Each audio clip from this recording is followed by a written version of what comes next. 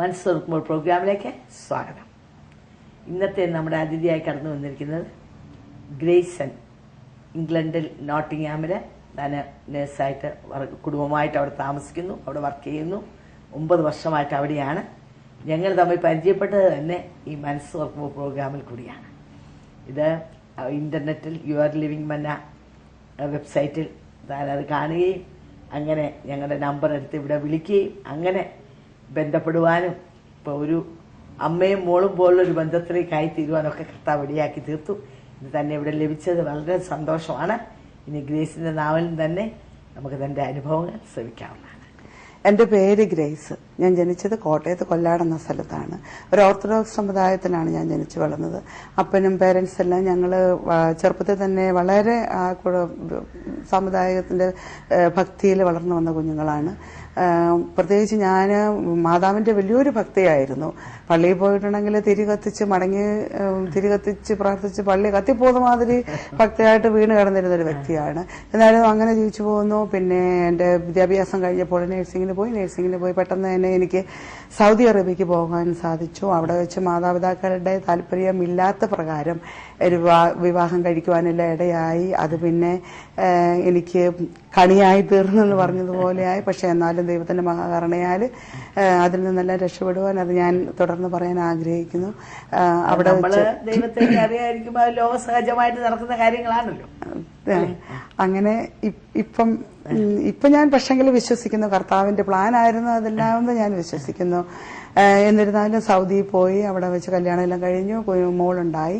മോളിൽ കൂടിയാണ് സത്യത്തിൽ കർത്താവ് എന്നെ പിടിക്കുന്നെന്ന് ഞാൻ പറയുന്നു. കാരണം മോൾക്ക് 1.5 വയസ്സുള്ളപ്പോൾ അവർക്ക് ഒരു കിഡ്നി സംബന്ധമായിട്ടുള്ള ഒരു രോഗമുണ്ടായി. അതിന് മാതാവെന്ന നിലയിൽ ഞാൻ വളരെയധികം ഭാരപ്പെട്ടു. കാരണം ഞാൻ ജോലി ചെയ്യുന്ന ഹോസ്പിറ്റലിൽ ഡോക്ടർമാരൊക്കെ വിധി എഴുതി.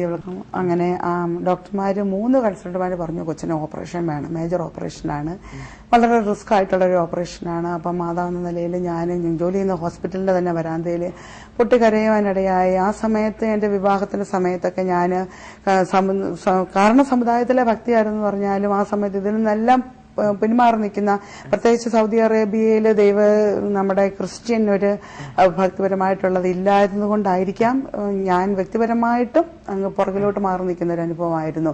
എൻ്റെ ഒരു ബൈബിള് പോലും ഇല്ലാത്ത ഒരവസ്ഥയിൽ കൂടി ഞാൻ അന്നേരം കടന്നുപോയത്. തീർത്തും ഈ ലോകത്തിൻ്റെതായിട്ടുള്ള ഒരു ജീവിതം വളരെ അകന്ന്. അപ്പോഴാണ് ഈ മോളുടെ അസുഖം വന്ന്. അപ്പം ഞാൻ അവിടെ വെച്ച് ശരിക്കും ആ വരാന്തയിൽ വെച്ച് നിലവിളിച്ചു. പക്ഷെ നിലവിളിച്ച് ഞാൻ എൻ്റെ ദൈവമേ, ഞാൻ ശരിക്കും ഹൃദയം തുറന്നുള്ളൊരു നിലവിളിയായിരുന്നു. അത് സങ്കീർത്തനത്തിൽ പറയുന്നതുപോലെ എൻ്റെ ആഴത്തു നിന്നുള്ള നിലവിളി ഞാൻ ഇപ്പം പറയുന്നു. ദൈവം കേട്ടു, എന്നോട് മനസ്സലിഞ്ഞു. അന്ന് മുതൽ ദൈവം പ്രവർത്തിക്കാൻ തുടങ്ങി എന്ന് ഞാൻ ഇപ്പം വിശ്വസിക്കുന്നു. കാരണം പെട്ടെന്ന് എന്റെ മനസ്സിൽ തോന്നി കുഞ്ഞിനെയും കൊണ്ട് നാട്ടിലൊന്ന് വരണമെന്ന് തോന്നി. അങ്ങനെ നാട്ടിൽ വന്നു. എല്ലാം ദൈവത്തിന്റെ പ്ലാനും പദ്ധതി എന്ന നിലയിൽ ഇപ്പോൾ ഞാൻ വളരെ വ്യക്തമായിട്ട് ഞാൻ വിശ്വസിക്കുന്നു. വന്നു, എന്നോട് യാദൃശ്യമായിട്ട് ഒരാൾക്കാരും പറഞ്ഞു ഒരു പ്രത്യേക തരത്തിലുള്ള ഒരു പെന്തിക്കോസ്തുകാരുടെ ഒരു പ്രാർത്ഥനയുണ്ട്, വരുന്നോ എന്ന് ചോദിച്ചു. ആദ്യം കുറച്ച് ഞാൻ ഒരു ഹെസിറ്റേഷൻ ആയിരുന്നെന്ന് പറഞ്ഞാലും പിന്നെ കൊച്ചിനെയും കൊണ്ട്, കാരണം ഞാൻ അന്നേരം കൊച്ചിന്റെ വിടുതൽ ആഗ്രഹിക്കുന്ന ഒരു സ്റ്റേജിൽ എങ്ങനെയെങ്കിലും എന്റെ മോക്കൊരു വിടുതൽ വേണമെന്നുള്ള, കാരണം ഞാൻ പറഞ്ഞല്ലോ എന്റെ വിവാഹം ഒരു മാതാപിതാക്കളുടെ താല്പര്യത്തോടു കൂടി അല്ലാത്തത് കാരണം ആരുമായിട്ട് എന്റെ ഹൃദയഭാരം പങ്കുവയ്ക്കുവാന് ഞാൻ ഒട്ടും ആഗ്രഹിച്ചിരുന്നില്ല. എല്ലാം ഉള്ളിലൊതുക്കി കഴിയുന്ന ഒരു സമയമായിരുന്നു.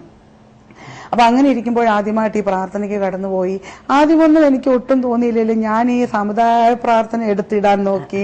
അങ്ങനെ എന്താണേലും ദൈവത്തിന്റെ ആത്മാവ്, ശരിക്കും കർത്താവിന്റെ കരുണ ഇങ്ങനെ ഒഴുകിക്കൊണ്ടേയിരുന്നു എന്ന് ഇപ്പൊ എനിക്ക് മനസ്സിലായി. ആദ്യത്തെ ദിവസം അങ്ങനെ കടന്നുപോയി. ഞാൻ വളരെയധികം ഭാരത്തോടെ കരഞ്ഞു. പക്ഷെ അതെന്റെ മനസ്സിന്റെ ഒരു കഴുകലായിരുന്നു എന്ന് ഞാൻ വിശ്വസിക്കുന്നു.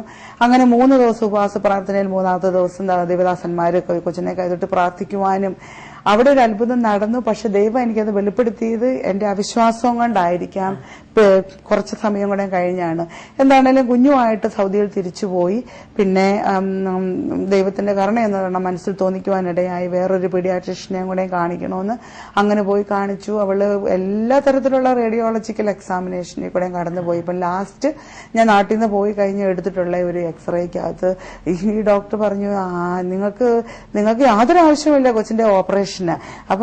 അപ്പം തൊട്ട് എനിക്ക് ഓരോ അത്ഭുതം ഇങ്ങനെ ഞാൻ അത്ഭുതപ്പെടാൻ തുടങ്ങി. അയ്യോ, 3 ഡോക്ടർമാർ ഒന്നിച്ച് പറഞ്ഞ സ്ഥലത്ത് ഈ ഡോക്ടർ പറയുന്നു. അപ്പം വീണ്ടും ഒരു കൺഫ്യൂഷനായി. പക്ഷെ എന്നാലും വിശ്വാസം വർദ്ധിക്കുന്നില്ല.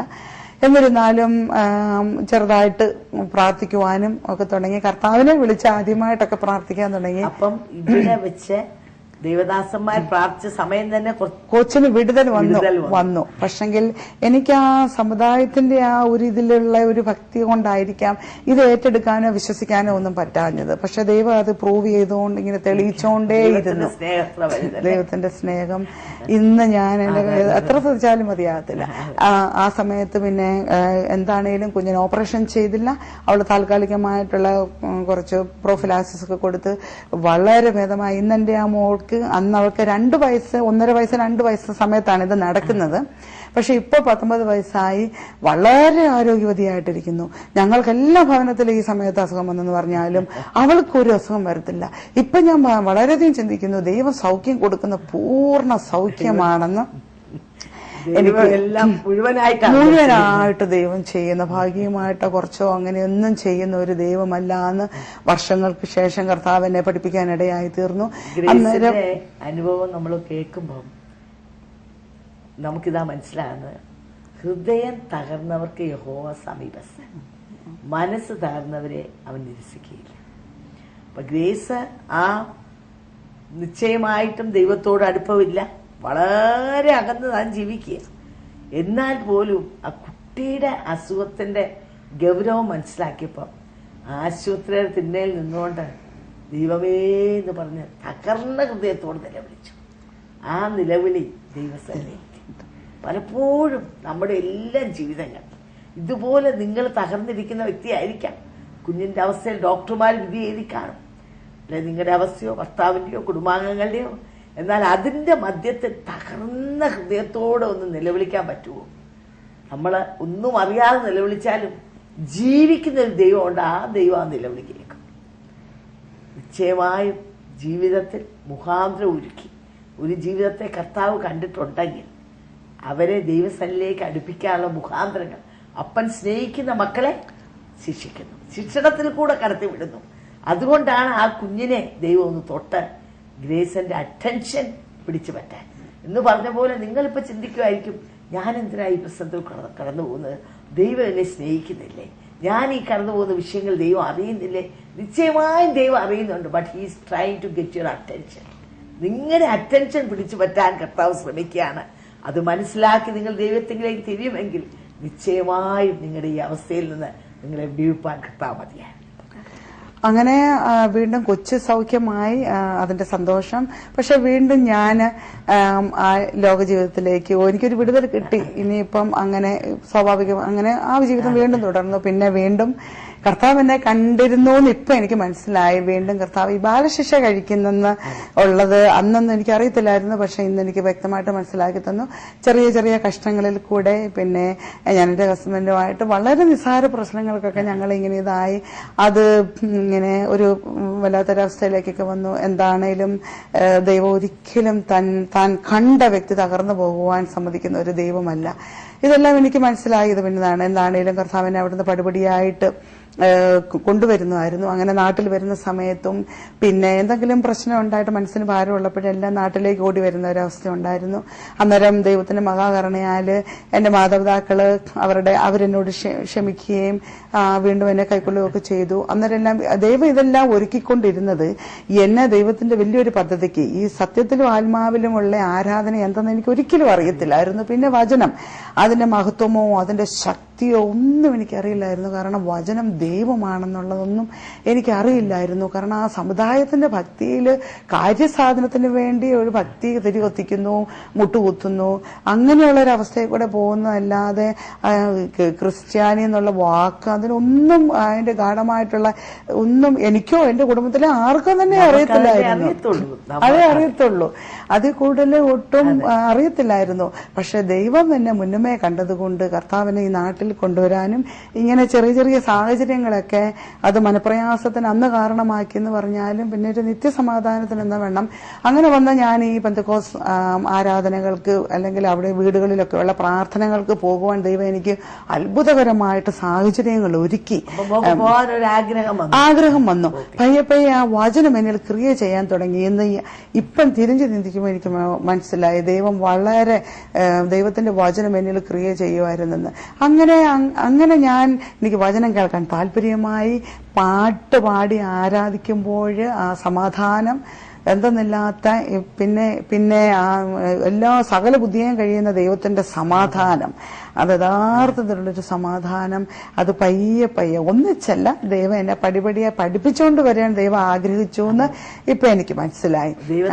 ഇങ്ങനെ പറയുന്നുണ്ടല്ലോ, രക്ഷയ്ക്കായി കാംക്ഷിക്കുന്നതിനെ ഞാൻ അതിലാക്കും.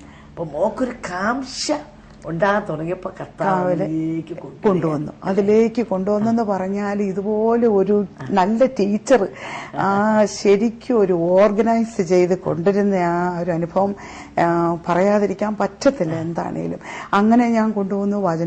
വചനം പയ്യെ എന്നിൽ ക്രിയ ചെയ്യാൻ തുടങ്ങി. അതിനോടൊരു ആഗ്രഹം, ആ ആഗ്രഹം അത്യാർത്ഥിയായി തീർന്ന ഒരവസ്ഥയിലാണ് ഇപ്പോഴും ഞാൻ. പക്ഷെങ്കിൽ പിന്നെ ആരാധനയിൽ കൂടി വിടുതൽ അതെന്റെ ജീവിതത്തിൽ അടയാളമായിട്ട് ദൈവം അങ്ങ് കാണിക്കാൻ തുടങ്ങി. ഒരു മനുഷ്യന് പരിഹരിക്കാൻ പറ്റത്തില്ലാത്ത പ്രശ്നം എന്നൊക്കെ പറഞ്ഞുകൊണ്ടിരുന്നതെല്ലാം മഞ്ഞ് പോലെ ഒരു ഉരുകുന്ന അവസ്ഥ. ഞാൻ പറഞ്ഞല്ലോ, ഞാൻ ആരും എന്റെ ഹൃദയം ഒരു പ്രത്യേക അവസ്ഥയിൽ കൂടെ വന്നുകൊണ്ട് ഞാൻ ആരോടും പറയില്ലായിരുന്നു എന്റെ ഹൃദയത്തിന്റെ വേദന. അതെല്ലാം അങ്ങ് ഒറ്റ ഒരു ആരാണ്ട് എടുത്ത് മാറ്റിയതുപോലെ ഒരാളെ കിട്ടി. അന്നേരം അങ്ങ് കരയാൻ തുടങ്ങി. ഈ കരച്ചിൽ എന്താണെന്ന് ആദ്യം ഞാനിങ്ങനെ വിചാരിച്ചു. പക്ഷെ പിന്നെ എനിക്ക് മനസ്സിലായി, എനിക്ക് പിന്നെ ഒരു കുറ്റബോധം വരാൻ തുടങ്ങി. അതിനെക്കുറിച്ച് ഞാൻ പശ്ചാത്തപിക്കാൻ തുടങ്ങി. പക്ഷെ ആ കുറ്റബോധം എപ്പോഴും ഇങ്ങനെ എന്നിലുണ്ടായിരുന്നു. പക്ഷെ വളരെ നാളുകൾക്ക് ശേഷം ഒരു ദൈവദാസനിൽ കൂടി കേൾക്കാനിടയായി, ഒരു പ്രാവശ്യം നീ ആത്മാർത്ഥമായിട്ട് കുറ്റസമ്മതം കർത്താവിനോട് സമ്മതിച്ചാൽ പിന്നെ എന്റെ ആവശ്യമില്ല, കർത്താവ് ക്ഷമിച്ചു. അത്രയ്ക്കും നല്ലൊരു കർത്താവാണ് ഞാൻ വിശ്വസിക്കുന്ന ദൈവമെന്ന് എനിക്ക് മനസ്സിലാക്കി തന്നു. വീണ്ടും കുറ്റബോധം വരുമ്പോൾ അത് ചെകുത്താനാ പറയുന്നുള്ള പിശാച് നിന്റെ കാതിൽ മന്ത്രിക്കാൻ നിന്നെ പിന്മാറ്റത്തിലേക്ക് കൊണ്ടുപോകാനെന്നുള്ളത് പിന്നെ എനിക്ക് പിൽക്കാലത്ത് ദൈവസന്നിധിയിൽ നിലനിന്നപ്പോൾ മനസ്സിലായി. എന്നായിരുന്നാലും ഇങ്ങനെ ഞാൻ ദൈവം എന്നെ വളർത്തിക്കൊണ്ടുവന്നു. പിന്നെ ഇംഗ്ലണ്ടിലോട്ടൊക്കെ പോകുവാൻ ദൈവം അനുവദിച്ചു. അങ്ങനെ രക്ഷയുടെ അനുഭവത്തിലേക്ക് വന്നു. മാനസാന്തരം, പൂർണ്ണ ഒരു മാനസാന്തരമൊക്കെ പിന്നെ എനിക്ക് ദൈവം മനസ്സിലാക്കി തന്നു. ശരിയായ നിലയിൽ ആ രക്ഷയുടെ സന്തോഷം അനുഭവിക്കാൻ തുടങ്ങി. ഞങ്ങളെ കേൾക്കുന്ന പ്രേക്ഷകരോട് ഇതിനിടയ്ക്ക് എനിക്ക് പറയാനുള്ള ഇതാണ്, ഇതുപോലെ തന്നെ ഗ്രേസ് ചെയ്തതുപോലെ പിന്നെയും ആവർത്തിച്ച് കുറ്റബോധം ഇങ്ങനെ ഏറ്റു പറഞ്ഞുകൊണ്ടിരിക്കുന്ന പലരും ഞങ്ങളെ കേൾക്കുന്നുണ്ടായിരിക്കാം. ഒരിക്കലും അതിന്റെ ആവശ്യമില്ല. ഒരുവൻ ക്രിസ്തുവിലായാൽ പുതിയ സൃഷ്ടി, കണ്ടാലും പഴയതെല്ലാം ഒഴിഞ്ഞുപോയി, എല്ലാം പുതിയതായി തീർന്നു.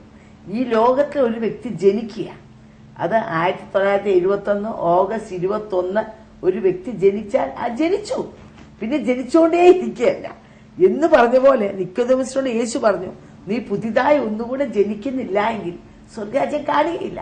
അത് അടുത്ത ജനനമാണ്. രണ്ടാമത്തെ ജനനം, ആദ്യത്തെ ജനനം മാതാപിതാക്കളുടെ രക്തത്തിൽ നിന്നുള്ളതാ. രണ്ടാമത്തെ ജനനം പുത്രനായ യേശുവിന്റെ രക്തത്തിൽ നിന്നുള്ളതാണ്. അതിന് വേറെ ഒന്നും ചെയ്യണ്ട. റോമാലേഖനം 10-ാം അധ്യായം പറഞ്ഞതുപോലെ ഹൃദയം കൊണ്ട് വിശ്വസിക്കുകയും വാ കൊണ്ട് ഏറ്റുപറയുകയും ചെയ്യുന്നവൻ രക്ഷിക്കപ്പെടും. അങ്ങനെ ജനിച്ചു കഴിഞ്ഞാൽ പിന്നെ കുറ്റബോധം കൊണ്ടുവന്ന് പിശാച. നേരത്തെ നമ്മൾ കേട്ട പോലെ condemnation is not from God, it is from the devil. നമ്മളെ ഇങ്ങനെ കുറ്റബോധം കൊണ്ടുവന്ന് എന്ത് ചെയ്യും? ദൈവത്തിൽ നിന്ന് അകറ്റും. അയ്യോ, എനിക്ക് ദൈവത്തിന്റെ അടുത്ത് പോകാൻ എനിക്ക് യോഗ്യതയില്ല, ദൈവം എന്നെ വലിയ വടിയും കൊണ്ട് നമ്മളെ ശിക്ഷിക്കാതിരിക്കുന്നവനല്ല നമ്മുടെ ദൈവം. നമ്മളോട് സ്നേഹമുള്ളവൻ, കരുണയുള്ളവൻ, മനസ്സലിവുള്ളവൻ. പടകും വല എടുത്തുകൊണ്ട് പോയ പത്രോസിന്റെ പുറകെ അവനെ അന്വേഷിച്ചു പോയ മനസ്സലിവുള്ള കർത്താവ് നമ്മുടെ കർത്താവ്. അത് ഒരിക്കലും നിങ്ങൾ കുറ്റബോധത്തിൽ, ഇന്ന് എന്നെ കേൾക്കുന്ന പ്രിയപ്പെട്ടവർ ആരെങ്കിലും ഈ കുറ്റബോധത്തിൽ ജീവിക്കുന്നവരുണ്ടെങ്കിൽ ഇപ്പോൾ നിങ്ങൾ ആ കുറവുകളെ ഏറ്റുപറഞ്ഞാൽ എന്നേക്കുമായ കുറവുകളെ മായ്ച്ച് നിങ്ങളെ ആശ്ലേഷിച്ച് നിങ്ങളെ സ്വന്തം പൈതലാക്കി മാറ്റാൻ കർത്താവ് ആഗ്രഹിക്കാം. പിന്നെ ഞാൻ ആ സന്തോഷം അനുഭവിക്കാൻ തുടങ്ങി. അത് പറഞ്ഞാല് അത് അനുഭവിക്കണം. അതെത്ര പറഞ്ഞാലും ചിലർക്കത് മനസ്സിലാകത്തില്ല. യെസ്. അത് പിന്നെ എന്നോട് എന്റെ സുഹൃത്തുക്കൾ പറയാൻ തുടങ്ങി, എന്തെങ്കിലുമൊക്കെ പ്രയാസമാണ്, ഗ്രേസിന് എങ്ങനെ ഇങ്ങനെ ചിരിക്കാൻ സാധിക്കുന്നത്, ഗ്രേസിന്റെ മുഖം എന്നെ ഇങ്ങനെ എപ്പോഴും സന്തോഷമായിട്ടിരിക്കുന്നത്. അതിപ്പോ ഞാൻ ജോലി ചെയ്യുന്ന ഇംഗ്ലണ്ടിലെ ആ ഇംഗ്ലീഷ് സഹപ്രവർത്തകർ പോലും പലപ്പോഴും എന്നോട്, ഡോക്ടേഴ്സ് ഒക്കെ ചോദിക്കാനിടയായിട്ടുണ്ട്. അപ്പൊ ഞാൻ എന്റെ കർത്താവേ, നിന്റെ മുഖപ്രസാദം എന്റെ മേൽ ഉദിപ്പിക്കണമേ എന്നുള്ള ഒരു വചനം എന്റെ ഉള്ളിൽ എപ്പോഴും തട്ടി. അപ്പൊ ഞാൻ പ്രാർത്ഥിക്കുമ്പോഴെല്ലാം ദൈവത്തിനോട് പ്രാർത്ഥിക്കും, കർത്താവേ, ഇനി എനിക്ക് ഞാൻ പണ്ട് നടന്നതുപോലെ ഒരു ഇങ്ങനെ മേക്കപ്പ് ഇട്ടു അങ്ങനെയൊന്നുമല്ല, എന്റെ കർത്താവിന്റെ മുഖപ്രകാശം എന്നിൽ ഉദിക്കണം. അതിന്റെ സൗന്ദര്യം, പ്രത്യേക സൗന്ദര്യം ഉണ്ട് ഇപ്പൊ അതെനിക്ക് വേണമെന്ന് ഞാൻ വളരെ ആഗ്രഹിച്ചു. വചനം വെച്ച് ഞാൻ പ്രാർത്ഥിക്കുമ്പോൾ അതിനൊക്കെ ഭയങ്കര ശക്തിയാണെന്ന് എന്റെ ജീവിതം കൊണ്ട് തന്നെ എനിക്ക് മനസ്സിലായി. പിന്നെയെന്ന് പറഞ്ഞിട്ടുണ്ടെങ്കിൽ ശരിക്കും ആത്മാർത്ഥതയോടെ ദൈവം എന്നെ രക്ഷിച്ചല്ലോ, എന്നെ തള്ളിക്കളഞ്ഞതിലുള്ള ആത്മാർത്ഥമായിട്ടാണ് നല്ല ഒരു സ്നേഹം. അങ്ങനെ ദൈവത്തിനോട് ചിലപ്പോൾ എനിക്ക് ഭയങ്കര സ്നേഹം അങ്ങ് വരുവാണ്. അപ്പൊ ഞാൻ വിചാരിക്കുന്നത്, ദൈവമേ, എനിക്ക് എന്നെ ഇങ്ങനെ ഒരു അനുഭവം, എനിക്ക് ഭയങ്കര സ്നേഹം. അപ്പോഴേ തീർച്ചയായിട്ടും അപ്പൊ അതിൽ നിന്ന് ഉടലെടുക്കണമെങ്കിൽ എന്റെ കർത്താവ് ഈ ലോകത്തിൽ നിന്ന് പോകുന്നതിന് മുന്നേ എന്തെങ്കിലും എന്റെ കർത്താവിന് വേണ്ടി എനിക്ക് ചെയ്യണം. പിന്നെ ദൈവം എനിക്ക് ഇംഗ്ലണ്ടിലെ ഇപ്പം നമ്മുടെ ഇന്ത്യയിലൊക്കെ ഉള്ളതുപോലെ എപ്പോഴും വചനം കേൾക്കുവാനൊക്കെയുള്ള സാധ്യതകൾ അങ്ങനെ ഇല്ല. അന്നേരം ഞാൻ പ്രാർത്ഥിക്കാൻ തുടങ്ങി, കർത്താവെ, എനിക്ക് നിന്നിൽ കൂടുതൽ വളരെ, എന്റെ കർത്താവിനെ എനിക്ക് കൂടുതൽ അറിയണം. കാരണം കർത്താവ് സ്നേഹിക്കുന്ന ആ ക്രൂശില് മരിച്ച കഷ്ടത അനുഭവിച്ച് പെടഞ്ഞ് മരിച്ച ആ വേദന, ആ സ്നേഹത്തിന്റെ ഒരംശം പോലും മനുഷ്യന്റെ ചെറിയ ബുദ്ധിയിൽ നമുക്ക് തിരിച്ച് ഉൾക്കൊള്ളാൻ പറ്റത്തില്ല. അപ്പോൾ എനിക്ക് ആകുന്ന വിധത്തിൽ കർത്താവിനെ സ്നേഹിക്കുവാനും കൂടുതൽ അറിയുവാനും, ഞാൻ ഒന്നുമായിട്ടില്ല ദൈവത്തില്, എന്നിരുന്നാലും കൂടുതൽ അറിയാനും. പിന്നെ അന്നേരം ദൈവം എന്റെ മനസ്സിൽ, അത് ഞാൻ വിചാരിച്ചു എന്റെ ബുദ്ധി എന്നോട് സംസാരിക്കുന്നെന്ന്. ബൈബിളുമായിട്ട് കൂടുതൽ ഇരിക്കാൻ ദൈവം എന്നോട് മനസ്സിലിങ്ങനെ ആരോ പറയുന്നത് പോലെ, ബൈബിൾ കൂടെ കർത്താവ് ഞാൻ ആദ്യമൊക്കെ സങ്കീർത്തനങ്ങളിൽ കൂടെ ആയിരുന്നു പോയിക്കൊണ്ടിരുന്നത്. അപ്പൊ എന്നോട് പറയുമായിരുന്നു, അവൻ എന്നോട് പറ്റിയിരിക്കുക, ഞാൻ അവനെ വിടിപ്പിക്കും. ഇതൊക്കെ എന്നിൽ അങ്ങോട്ട് ക്രിയ ചെയ്യാൻ തുടങ്ങി. അപ്പൊ എന്റെ കർത്താവിനോട് പറ്റിയിരിക്കുന്നതൊക്കെ ഞാനങ്ങ് ഇമാജിൻ ചെയ്യാൻ തുടങ്ങി. അന്നേരം ദൈവം എന്നെ അതിൽ കൂടി എല്ലാം ഇങ്ങനെ, അന്നേരം ജീവിതത്തിൽ പ്രശ്നങ്ങളുണ്ടാകും, പക്ഷെ അതെല്ലാം അറിയാതെ അങ്ങ് തരണം ചെയ്യുക. അത് മാറ്റപ്പെടുകയല്ല, അതിനെ തരണം ചെയ്തു പോകാനുള്ള ഒരു പ്രത്യേക ഒരു കൃപ ദൈവം അങ്ങ് ചെയ്തുകൊണ്ടിരിക്കുകയാണ്. എന്നിരുന്നാലും വാക്കുകൾ കൊണ്ടും പ്രവൃത്തികൾ കൊണ്ടും ദോഷം ഒക്കെ നമ്മൾ അറിയാതെ പാപം ചെയ്തു പോയിട്ടുണ്ട്. പിന്നെ ദൈവം അങ്ങ് പഠിപ്പിക്കുന്നത് പോലെ പെട്ടെന്ന് ആ വചനം ഇങ്ങനെ ഓർക്കും, എന്റെ കർത്താവെ, ഞാൻ അങ്ങനെ പോണമല്ലോ, എന്നാൽ അപ്പൊ കൂടുതൽ ആ സ്നേഹം അനുഭവിക്കാനും എന്തോ ഒരു ശക്തി വ്യാപരിക്കുന്നുണ്ട് എന്നുള്ളത് അതിപ്പം സാധാരണ മനുഷ്യർ അത് അനുഭവിച്ചറിഞ്ഞാലേ ഉള്ളൂ. അത് കൂടുതൽ അനുഭവിക്കണമെന്നുള്ള ഒരു ആഗ്രഹം. പിന്നെ ആത്മാവിന്റെ അഭിഷേകം വേണമെന്ന്. അപ്പം പൂർണ്ണതയിലേക്ക് ഇപ്പം അതിനുവേണ്ടി ഞാൻ പ്രാർത്ഥിച്ചുകൊണ്ടിരിക്കുന്നു. അങ്ങനെ ആന്റിയെ പരിചയപ്പെടാനും ആന്റി പ്രാർത്ഥിച്ച് എന്നോട് പറഞ്ഞ് ഞാൻ അതിനകത്ത് കൂടുതൽ കർത്താവിനോട് അടുത്തിരിക്കുവാനും എല്ലാം ആഗ്രഹിക്കുന്നു. പിന്നെ ജീവിതത്തിൽ തീർച്ചയായിട്ടും പ്രശ്നങ്ങൾ കുഞ്ഞുങ്ങളിൽ കൂടി ഈ ദൈവത്തിനോട് കൂടുതൽ അടുക്കും തോറും ഒരു കാര്യം എനിക്ക് മനസ്സിലായി, പിശാച് അടങ്ങിയിരിക്കുന്നില്ല എന്ന് എനിക്ക് വ്യക്തമായിട്ട് എനിക്ക് മനസ്സിലാക്കാൻ ഇടയായി തീർന്നു. പക്ഷെങ്കിൽ സമർപ്പിച്ചുള്ള ഒരു പ്രാർത്ഥന, അന്നേരം ഉപവാസമൊന്നും ആദ്യമൊന്നും എനിക്ക്, പക്ഷെ ഒരു ദിവസം അങ്ങനെ ഉപവാസം എടുത്തപ്പോഴത്തേക്കിന് ദൈവം ഇടയായി. യെശയ്യാ പ്രവചനത്തിൽ കൂടെ എന്താണ് ശരിക്കുള്ള ഉപവാസം, വെറും പട്ടിണി ഇരിക്കുന്നത് ദൈവം പ്രസാദിപ്പിക്കാനൊന്നും പറ്റത്തില്ല. അന്നേരം മനസ്സിന്റെ മാറ്റേണ്ട അവസ്ഥ, പിന്നെ ഈ വേർപാടെന്ന് എനിക്കൊന്നും അറിയത്തൊന്നുമില്ലായിരുന്നു. അങ്ങനെ ദൈവം ചില സംഗതികളിൽ നിന്നൊക്കെ ഈ ഭൗതികമായിട്ടുള്ള കാര്യങ്ങളിൽ നിന്ന്, അപ്പം ഞാൻ പിന്നെ അധികം വെറുതെ ആവശ്യമില്ലാതെ ഫോൺ കോളൊക്കെ ഞാൻ തന്നെ അങ്ങ് മാറ്റി. അന്നേരം ഞാൻ വിചാരിച്ചു, എനിക്കപ്പം ഫ്രണ്ട്സൊക്കെ കുറഞ്ഞു പോകുന്ന പോലെ തോന്നി.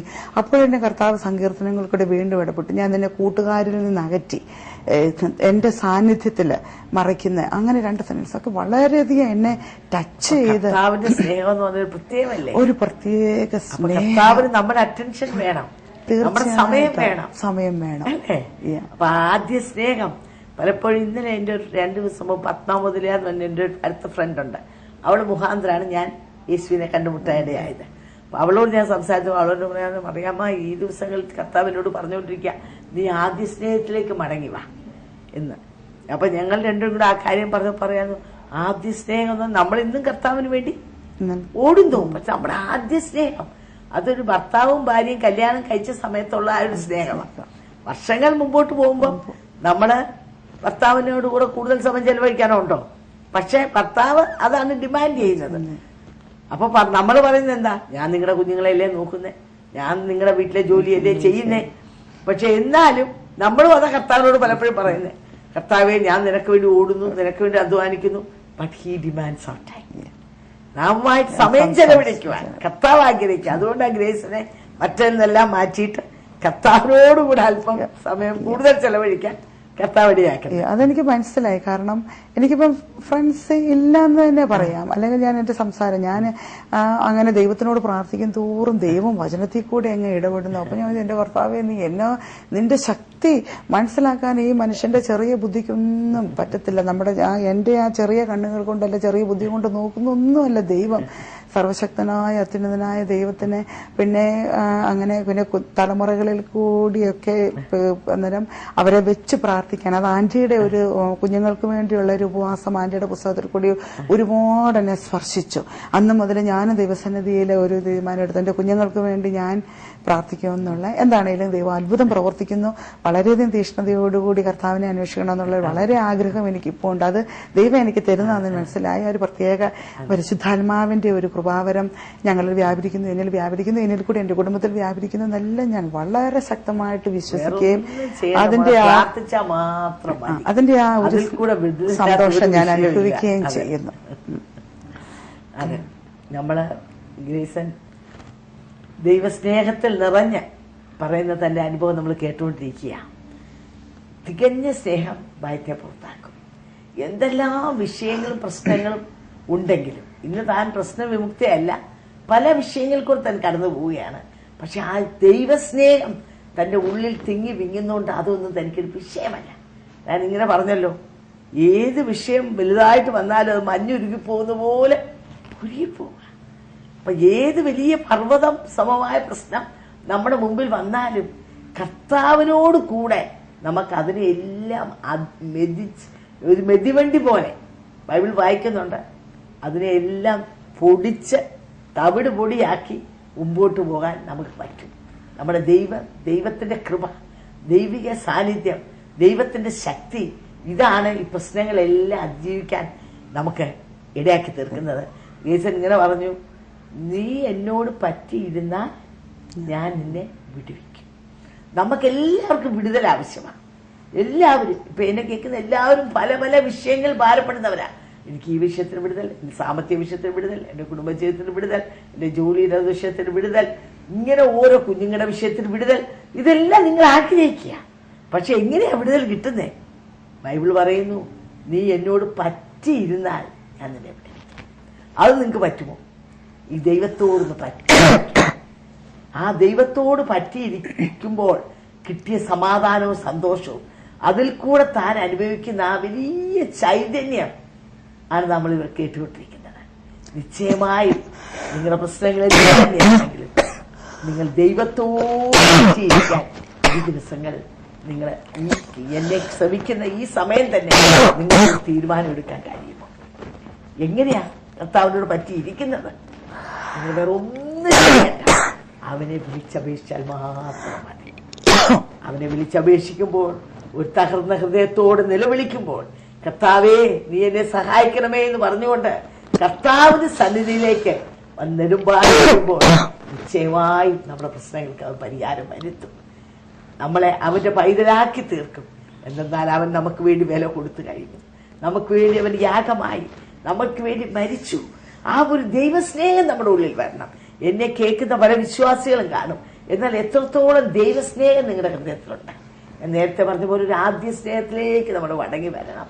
ഒരു ഭാര്യ ഭർത്തൃബന്ധം എന്ന് പറഞ്ഞാൽ ആ പ്രാരംഭത്തിൽ കല്യാണം കഴിഞ്ഞ സമയത്തുണ്ടാകുന്ന ആ ഒരു സ്നേഹബന്ധത്തിൽ കർത്താവിനെ കണ്ടുമുട്ടി അന്നുള്ള സ്നേഹബന്ധം നിങ്ങളിലുണ്ടോ? ആ സ്നേഹം നിങ്ങളിൽ നിന്ന് ചോർന്നു പോയിട്ടുണ്ടോ? ഉണ്ടെങ്കിൽ ബൈബിൾ നമ്മൾ വായിക്കുന്നു, ഞാൻ വന്ന നിലവിളക്ക് ആ സ്ഥാനത്തുനിന്ന് നീക്കിക്കളയും. നീ പലതും ചെയ്തു എന്ന് വരാം, പല മിനിസ്ട്രി നീ ചെയ്തെന്ന് വരാം, പക്ഷെ നിന്റെ ആദ്യ സ്നേഹം അതിൽ നിന്ന് നീ മാറിപ്പോകരുത്. ഇന്നലെ വാലന്റൈൻസ് ഡേ ആയിരുന്നു ഇന്ത്യയിൽ. എന്തോ പരക്കം പാച്ചിലായിരുന്നു. ചെറുപ്പക്കാര്, പെൺപിള്ളേരും ആൺപിള്ളേരും ഒക്കെ തലേ ദിവസം നേരം വെളുക്കാൻ നോക്കിയിരിക്കുക. എന്നാ ബൊക്കെ കൊണ്ടുപോകാനും ഗിഫ്റ്റ് കൊടുക്കാനും അങ്ങനെ ഒരു ആവേശം. പക്ഷെ ഈ കർത്താവിനോട് നമുക്കുണ്ടോ ആ സ്നേഹം? നമുക്ക് വേണ്ടി ജീവനെ നൽകി രക്തമൂറ്റിയ അനുമനാഥ, അവൻ നമ്മുടെ മണവാളന, നമ്മൾ അവനെ മണവാട്ടിയ. ആ മണവാളിന് മണവാട്ടിയെന്നുള്ള ആ ബന്ധം, ആ ഒരു ദൈവസ്നേഹം രുചിച്ചറിയാൻ കഴിഞ്ഞ വ്യക്തിയാണ് ഈ ഗ്രേസ്. അതുകൊണ്ടാണ് തന്റെ ഉള്ളിൽ തിളച്ച് മറിയുന്ന ആ സ്നേഹം നമുക്ക് കാണാൻ കഴിയുന്നത്. തന്റെ മുഖത്ത് മറ്റുള്ളവർ നോക്കുമ്പോൾ എന്തെന്നില്ലാത്തൊരു സന്തോഷം. പ്രശ്നങ്ങൾ ഉണ്ടെങ്കിലും അതിനെല്ലാം മറികടക്കുന്ന ഒരു സമാധാനവും സന്തോഷവും. ഇതാ കർത്താവ് നമ്മുടെ ജീവിതങ്ങളിൽ ആഗ്രഹിക്കുന്നത്. കർത്താവ് പറയുന്നു, ഞാൻ നിനക്ക് സമാധാനം തന്നേച്ചു കൊള്ളുന്നു. ലോകം തരുന്ന പ്രകാരമല്ല. ലോകം തരുന്ന സമാധാനം ലോകം തന്നെ എടുത്തു കളയും. എന്നാൽ ഞാൻ തരുന്ന സമാധാനം ലോകത്തിന് തരാനും എടുക്കാനും കഴിയില്ല. ആ ഒരു ദൈവസ്നേഹത്തിലേക്ക് തന്റെ കുഞ്ഞുങ്ങൾ, തന്റെ ഭർത്താവ്, ഇവർക്കെല്ലാം എടുത്താൻ പ്രാർത്ഥിച്ചുകൊണ്ടിരിക്കുക. നിശ്ചയമായും തന്റെ കുഞ്ഞുങ്ങളിൽ നിന്ന് കർത്താവിനെ അറിയുന്നു. എന്റെ ഭർത്താവും നിശ്ചയമായും ഈ പാന്താവിൽ വരുമെന്നുള്ള കാര്യത്തിൽ യാതൊരു സംശയമില്ല. എന്നാൽ നീ വിശ്വസിക്കുക, നിന്റെ കുടുംബവും രക്ഷിക്കപ്പെടും എന്നാ ദൈവം പറയുന്നത്. ഞങ്ങളെ കേൾക്കുന്ന അനേകം ഇതുപോലെ ഭർത്താക്കന്മാർ രക്ഷിക്കപ്പെടാത്തവർ കാണാം, കുഞ്ഞുങ്ങൾ രക്ഷിക്കപ്പെടാത്തവർ കാണാം. നിങ്ങളിങ്ങനെ മനസ്സ് ചഞ്ചലിച്ചിരിക്കുക. അയ്യോ, ഞാൻ വന്നു, എന്റെ ഭർത്താവിനോട് എതിര് നിൽക്കുന്നു, വീട്ടിൽ പ്രശ്നമാണ്, കലഹമാണ്, അത് കണ്ട് നിങ്ങൾ ഭാരപ്പെടരുത്. നിശ്ചയമായും ബൈബിൾ പറയുന്നത് നീ വിശ്വസിക്കുക, നിന്റെ കുടുംബം രക്ഷിക്കപ്പെടും. അങ്ങനെ നിങ്ങൾ ഉറപ്പോടെ ധൈര്യത്തോടെ പ്രാർത്ഥിക്കുമെങ്കിൽ നിങ്ങളുടെ കുടുംബത്തോട് ഒരുമിച്ച് ഈ കർത്താവിനെ സ്നേഹിക്കുവാനും പിൻപറ്റുവാനും നിശ്ചയമായും കർത്താവിനെ ഇടയാക്കി തീർക്കും. അപ്പൊ ആ ദൈവസ്നേഹത്തിലേക്ക് കടന്നു വരുവാനും യേശുവിനെ രക്ഷകനായി നിങ്ങൾ സ്വീകരിച്ചിട്ടില്ല എങ്കിൽ ഒരു വാക്ക് ഹൃദയം കൊണ്ട് വിശ്വസിച്ച് വാവുകൊണ്ട് ഏറ്റുപറഞ്ഞ്, യേശുവേ എന്റെ ഹൃദയത്തിലേക്ക് വരണമേ, എന്നെ നിന്റെ പൈതലാക്കി തീർക്കണമേ എന്ന് പറഞ്ഞ് അവനെ അംഗീകരിച്ചുകൊണ്ട് അവന്റെ പൈതലായി തീരണമേ, സ്നേഹത്തോടെ നിങ്ങൾ ആഹ്വാനം ചെയ്തുകൊണ്ട് എന്റെ വാക്കിൽ വിരമിച്ചുകൊള്ളു. മനസ്സോർക്കുമ്പോൾ പ്രോഗ്രാമിലേക്ക് സ്വാഗതം. ഇന്നത്തെ നമ്മുടെ അതിഥിയായി കടന്നു വന്നിരിക്കുന്നത് മെർച്ചന്റ് നേവിയിലെ എഞ്ചിനീയറായിരിക്കുന്ന അഞ്ജുവിൻ്റെ ഭാര്യ അഞ്ജുവാണ്. അഞ്ജു ഡെന്റിസ്റ്റാണ്. തന്നെ ലഭിച്ചത് എനിക്ക് വലിയൊരു സന്തോഷമാണ്. ഇത് നമുക്ക് തൻ്റെ നാവിൽ തന്നെ തൻ്റെ അനുഭവങ്ങൾ കേൾക്കാം. എൻ്റെ പേര് അഞ്ജു.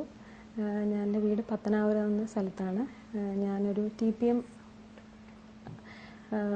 പി എം ദീപന്തക്കോസ്ത് മിഷൻ വിശ്വാസികളായിരുന്നു എൻ്റെ മാതാപിതാക്കൾ. അവരുടെ മകളായിട്ടാണ് ഞാൻ ജനിച്ചു വളർന്നത്. എനിക്കൊരു ഇളയ സഹോദരനും കൂടെ ഉണ്ട്.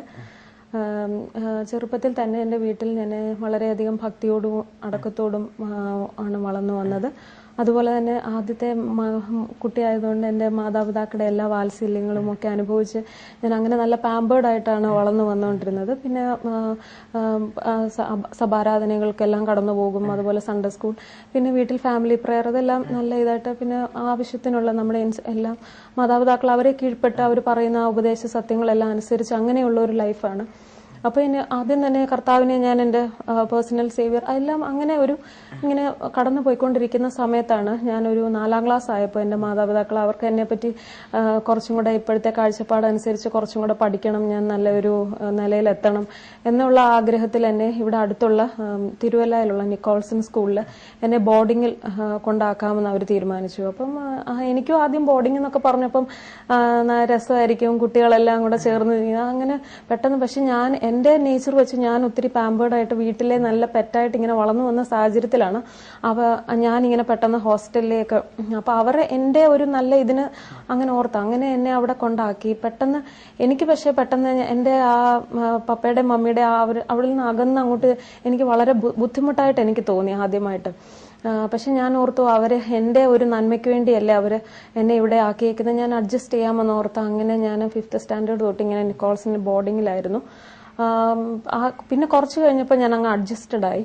പക്ഷേ എനിക്ക് അവിടെ നിന്ന് അവിടെ അന്നത്തെ ഞങ്ങളുടെ headmistress miss Sara John എന്ന് പറഞ്ഞൊരു ഹെഡ് മിസ്ട്രസ് ആയിരുന്നു. അവരൊരു നല്ലൊരു ഗൈഡൻസ് ഞങ്ങൾക്ക് തരുമായിരുന്നു. ഇന്ന് ഞാൻ ഓർക്കുന്നുണ്ട്, ഞങ്ങൾ 5th സ്റ്റാൻഡേർഡിൽ ഞങ്ങൾ അവിടെ ചെല്ലുമ്പം ഇങ്ങനെ ഇൻസ്ട്രക്ഷൻസ് പോലെ ഞങ്ങൾക്ക് പറഞ്ഞു തരുമ്പോൾ ഞങ്ങൾക്കൊരു ചാപ്പൽ, ഒരു പ്രെയർ ഹാൾ ഉണ്ട്. അപ്പം മിസ് ഇങ്ങനെ പറയും, അതെപ്പോഴും നമ്മുടെ പ്രെയർ ഹാൾ ഓപ്പൺ ആയിരിക്കും. കാരണം ഏത് സമയത്താണ് ഒരു കുട്ടിക്ക് എന്തെങ്കിലും നിങ്ങൾക്കൊരു സങ്കടം വന്നാൽ, ഏത് രാത്രിയിൽ പോലും നിങ്ങൾ ആദ്യം നിങ്ങൾ മുട്ടുകുത്തേണ്ടത് നിങ്ങളുടെ ദൈവത്തോടാണ്. യു നീഡ് ടു ബോ down your before your God എന്നിങ്ങനെ അവരിങ്ങനെ മിസ് ഇങ്ങനെ ഞങ്ങൾക്ക് പറഞ്ഞു തരും. എപ്പോഴും അങ്ങനെ ഒരു ഗൈഡൻസ് ഞങ്ങൾക്ക് ലഭിക്കും. അങ്ങനെ അപ്പൊ ഞാൻ പതുക്കെ വീട്ടിലായിരുന്നപ്പം എനിക്ക് എല്ലാ കാര്യങ്ങളും മേടിച്ചു തരാൻ എന്റെ പേരൻസ് ഉള്ള സ്ഥാനത്ത്, ഇപ്പം ഞാൻ ദൈവത്തെ അവരുടെ സ്ഥാനത്ത് നിന്ന് ഞാൻ എന്റെ ദൈവത്തെ അങ്ങോട്ട് അറിയാൻ തുടങ്ങി. ഇപ്പം ഒരു ദിവസത്തെ ക്ലാസ് കഴിഞ്ഞ് നമ്മൾ വീട്ടിൽ വന്ന് കുട്ടികൾ നമ്മൾ വീട്ടിൽ വന്ന് പേരൻസിനോട് പറയുന്ന അതേ സ്ഥാനത്ത് ഞങ്ങളുടെ ഒരു ദിവസത്തെ ഡേ കഴിയുമ്പോൾ ഞങ്ങൾ എപ്പോഴും ആ ചാപ്പലിൽ ചെന്ന് ദൈവത്തോടായിരുന്നു നമ്മുടെ. അങ്ങനെ ആ ചെറുപ്രായത്തിലെ ഒരു ദൈവത്തിലുള്ള ഒരു ആശ്രയം ശരിക്കും എന്റെ ജീവിതത്തിൽ അവിടെ ഞങ്ങളുടെ നിക്കോൾസൺ സ്കൂളിലെ ഞാൻ ഒരു ദിവസത്തെ ഒരു റുട്ടീൻ പെട്ടെന്നൊന്ന് പറയുകയാണെങ്കിൽ, രാവിലെ ഉണർന്നു കഴിഞ്ഞാൽ തന്നെ ഒരു 6:45 to 7 മണി സമയം വരെ നമുക്ക് പേഴ്സണൽ ഡിവോഷൻ. അത് കഴിഞ്ഞിട്ട് ഞങ്ങൾക്കൊരു ടീച്ചർ വന്ന് ഞങ്ങൾക്കൊരു ചെറിയ പോർഷൻ തരും ധ്യാനിക്കാനായിട്ട്. അവിടുന്ന് ഞങ്ങളിങ്ങനെ ആ പോർഷനിൽ നിന്ന് ഞങ്ങൾക്ക് ഇങ്ങനെ കുറച്ച് നല്ല നല്ല കാര്യങ്ങൾ, ജോസഫിനെ പറ്റി ആയിരിക്കും, മോസസ്, എന്തെങ്കിലും അതിനെപ്പറ്റി ഇങ്ങനെ പറഞ്ഞു തന്നിട്ട് എന്തെങ്കിലും പഴയ ഒരു വില്യം കേറി അല്ലെങ്കിൽ എങ്ങനത്തെയും മിഷണറിമാർ അവരുടെ പ്രവർത്തനം അത് നമ്മളെ പറഞ്ഞു. അങ്ങനെ പിന്നെ എപ്പോഴും ഇപ്പം ക്ലാസ്സിന് മുമ്പ് പിന്നെയും ഞങ്ങൾക്ക് ചാപ്പലിൽ പോയി പ്രെയർ. അത് കഴിഞ്ഞിട്ട് ഒരു ബ്രേക്ക് ടൈമിൽ പോലും ഞങ്ങൾ ഓട്ടോമാറ്റിക്കായിട്ട് ഞങ്ങൾ സംസാരിച്ചുകൊണ്ട് ചാപ്പലിലോട്ടായിരിക്കും നമുക്ക് ഒന്നും കൂടെ ഒന്ന് പ്രാർത്ഥിച്ചിട്ട് പോവാം. അങ്ങനെ അത് കഴിഞ്ഞ് ക്ലാസ് കഴിഞ്ഞാലും എന്നും ഞങ്ങൾക്ക് ഡെയിലി ഒരു വേഴ്സ് ബൈ ഹാർട്ട് ചെയ്യണം. അതിങ്ങനെ വൈകിട്ടാകുമ്പോൾ ഞങ്ങളുടെ ടീച്ചേഴ്സ് ഞങ്ങളുടെ അങ്ങനെ റൗണ്ട് ഇയർ അതിങ്ങനെ ആയി. എന്റെ ജീവിതത്തിൽ ഇന്ന് ഞാൻ തിരിഞ്ഞു നോക്കുവാണെങ്കിൽ ഇന്ന് ഞാൻ ഇവിടെ എത്തുന്നത് ശരിക്കും അവിടെ നിന്ന് എനിക്ക് കിട്ടിയ ഒരു ബേസ് ആണെന്ന് എനിക്ക് ഫേമായിട്ട് എനിക്ക് പറയാൻ സാധിക്കും. ഡിസിപ്ലിൻ സ്കൂളാണല്ലോ നിക്കോൾസൺ. അത് അവിടെ നിന്ന് എനിക്ക് ശരിക്കും ദൈവാശ്രയം, എന്റെ ദൈവം എനിക്ക് എല്ലാമായി, എനിക്ക് എന്റെ പിതാവായി, മാതാവായി, എന്റെ ഫ്രണ്ടായി, എനിക്ക് എല്ലാത്തിനും എല്ലാമായി എന്റെ ദൈവത്തെ. ശരിക്കും എനിക്കൊരു ആ ദൈവത്തെ ഞാൻ ശരിക്കും ആങ്കേർഡ് ആയിരുന്നു എന്റെ സോൾ. അങ്ങനെ തന്നെ ഞാൻ ആ ചെറുപ്രായത്തിൽ എനിക്കത് ലഭിച്ചു. എന്റെ ജീവിതത്തിൽ വലിയൊരു അനുഗ്രഹമായി ഞാൻ ശരിക്കും കാണുന്നു. ശരിക്കും നിങ്ങൾ എന്നെ തെരഞ്ഞെടുത്തു എന്നല്ല, ഞാൻ നിങ്ങളെ തെരഞ്ഞെടുത്തു, നിങ്ങൾ പോയി ഫലം കായ്ക്കുന്ന വചനം പറയുന്നത് പോലെ ആ കർത്താവിന്റെ തെരഞ്ഞെടുപ്പ് എന്റെ ജീവിതത്തിൽ ഒന്നും കൂടെ എനിക്കൊന്ന് ആഴമായിട്ട് അനുഭവിക്കാൻ എനിക്ക് ശരിക്കും സാധിച്ചു. അത് കഴിഞ്ഞിട്ട് ഞാൻ അവിടെ നിന്ന് നിക്കോൾസൺ അത് 10th എല്ലാം കഴിഞ്ഞു. അവിടെ നിന്ന് ഇറങ്ങുമ്പോൾ തന്നെ എന്റെ മാതാപിതാക്കളും എന്റെ ടീച്ചേഴ്സ് എല്ലാം പറഞ്ഞു, ഇനി നിങ്ങൾ പോകുന്ന ഒരു വലിയ വിശാലതയിലേക്ക്. അവിടെ ഞങ്ങളെ നല്ല ഡിസിപ്ലിൻഡ് ആയിട്ട് വളർത്തി. ഇനി നിങ്ങൾക്ക് നല്ല എല്ലാ ടെംപ്റ്റേഷൻസ് അങ്ങനെയുള്ളൊരു വേൾഡിലേക്കാണ്, ലോകത്തിലേക്ക് ഇറങ്ങുകയാണ്. അപ്പം പക്ഷെ അന്ന് ഞങ്ങൾക്ക് അതിന്റെ ഒന്നും മനസ്സിലായില്ല. അതിങ്ങനെ വെറുതെ ഇവര് ഇങ്ങനെ അതിനത്ര ഡെപ്ത് ഒന്നും എനിക്ക് ശരിക്കും മനസ്സിലായില്ല. പിന്നെ അത് കഴിഞ്ഞ് 11th and 12th ഞാൻ ഇവിടെ കോട്ടയത്ത് BK കോളേജ് അവിടെയും ഹോസ്റ്റലിൽ നിന്നാണ്. അപ്പോൾ എനിക്ക് മനസ്സിലായി ശരിക്കും കുറച്ച് ആ വേൾഡ്ലിനെസ് എന്താണെന്ന് എനിക്ക് അങ്ങോട്ട് ഗ്രഹിക്കാൻ സാധിക്കുന്നുണ്ട്. പക്ഷെ അപ്പോഴും എന്നെ ചുറ്റിപ്പറ്റിയ ഒരു ദൈവ സാന്നിധ്യം എനിക്ക് അനുഭവിക്കാൻ, എനിക്ക് മറ്റുള്ള ആ ഇതിൽ നിന്ന് എന്നെ ലോകത്തിലേക്ക് എന്നെ കടത്തിവിടാതെ എന്നെ ദൈവത്തിങ്കിലേക്ക് പിടിച്ചു നിർത്തുന്ന ഒരു ആ ദൈവിക ഒരു സാന്നിധ്യം എന്റെ ജീവിതത്തിൽ എപ്പോൾ എനിക്ക് ആ സെൻസിറ്റീവ്നെസ് നമ്മൾ കുറച്ചങ്ങോട്ട് കർത്താവിങ്കിൽ നിന്ന് അകലുമ്പോഴത്തേന് നമുക്കറിയാം ദൈവത്തിന് അത് ഇഷ്ടപ്പെടുന്നില്ല. ഞാൻ ദൈവത്തോട് ചേർന്നിരിക്കേണ്ടവളാണ്. ഒരു വാക്കിൽ പോലും ഒരിച്ചിരി തെറ്റുമ്പോഴേ ആ ദൈവ സാന്നിധ്യം എന്നിൽ നിന്ന് ആ ദൈവത്തെ അറിഞ്ഞുകൊണ്ട് പിന്നെയും ദൈവത്തോട് ഒരിച്ചിരി ദൈവത്തിൽ നിന്നാകുന്ന അപ്പോൾ തന്നെ ദൈവം കൈപിടിച്ച് പിന്നെയും ഒരു ചെറിയ ബാലശിക്ഷ തന്ന് ആ കർത്താവിനോട് എന്നെ അടുപ്പിക്കുന്ന ആ വലിയ ദൈവത്തിന്റെ കരം എന്റെ ജീവിതത്തിൽ എനിക്ക് അനുഭവിക്കാൻ കഴിഞ്ഞു. അങ്ങനെ 11th and 12th ഞാൻ സ്കൂളിൽ പഠിക്കുമ്പോൾ ഞാൻ ഒരു ആവറേജ് അത്ര സ്റ്റുഡന്റ് ആയിരുന്നു. പക്ഷെ 11th and 12th ഒക്കെ ചെല്ലുമ്പോൾ തന്നെ എന്റെ ബുദ്ധിമണ്ഡലത്തിന് തന്നെ ദൈവം എനിക്ക് ഇച്ചിരി വിശാലത, എനിക്ക് തന്നെ അത് മനസ്സിലാക്കുവാൻ എന്റെ പഠന കാര്യങ്ങളിലൊക്കെയും ദൈവം എനിക്ക് കുറച്ചും കൂടെ വിശാലത തരുവാൻ തുടങ്ങി. യഹോഭക്തി ജ്ഞാനത്തിന്റെ ആരംഭമാകുന്നു. അതെ. അതുപോലെ 11th 12th ഞാൻ ഓർക്കുന്നു ബോർഡ് എക്സാമിനൊക്കെ ഞാൻ ഈ പഠിച്ചുകൊണ്ടിരിക്കുമ്പോൾ തന്നെ ഞാൻ വെറുതെ ഫിസിക്സ് കെമിസ്ട്രി ഇങ്ങനെ ഓരോ വിഷയത്തിനും മാർക്ക് എഴുതി വെച്ച് ഞാനിങ്ങനെ ദൈവമേ എനിക്ക് അർഹതയില്ലാത്ത മാർക്കായിരിക്കും, പക്ഷെ ചുമ്മാ ഞാൻ അതിങ്ങനെ അതിന്റെ മേളിൽ കൈവച്ച് കർത്താവേ ദൈവമേ അവിടെ തരുവാൻ ശക്തൻ. ഒരിക്കൽ ഞാൻ ഒരു 500 ഒരു 440 അവിടെ വരെ മാർക്ക് എത്തുമ്പോൾ ഞാൻ പറഞ്ഞു കർത്താവ് ഇത്ര ഒന്നും എനിക്ക് കിട്ടത്തില്ല, എനിക്ക് എന്തോ റിസൾട്ട് വന്നപ്പോൾ എനിക്ക് കറക്റ്റ് 439 ആയിരുന്നു. അങ്ങനെയല്ല ഞാൻ ഓർത്തു ദൈവം ശരിക്കും അവിടെയും എന്നെ അത്ഭുതകരമായി ശരിക്കും ആ ദൈവത്തിന്റെ ഗൈഡൻസ് എന്റെ ജീവിതത്തിൽ അനുഭവിക്കാൻ കഴിഞ്ഞു. അത് കഴിഞ്ഞ് 12th എല്ലാം കഴിഞ്ഞിട്ട് പിന്നെ അടുത്ത ഒരു ക്രോസ് റോഡ്, ഇനി അടുത്തത് എന്തിനായിട്ട് കടന്നു പോകും. മോള 4ാം ക്ലാസ് തൊട്ട് ഹോസ്റ്റലിലായിരുന്നു, പഠിച്ചു വന്നു. 12th നല്ല വിജയം കിട്ടാനിടയായി അല്ലേ? ഞങ്ങളെ കേൾക്കുന്ന പ്രേക്ഷകരോട് ഇതുപോലുള്ള സ്കൂളിൽ പഠിക്കുന്ന കുട്ടികളെ, +2 പഠിക്കുന്നവരെ ഒക്കെ ഞങ്ങളെ കേൾക്കുന്നുണ്ടായിരിക്കാം. ഇവിടെ അഞ്ചു പറഞ്ഞ ഒരു കാര്യം ഇതാണ്, ആ കൊച്ചു പ്രായത്തിലെ അവൾക്ക് കിട്ടിയ ആ ഒരു ഗൈഡൻസ്, ആ നല്ല ഒരു അപ്ബ്രിങ്ങിങ്.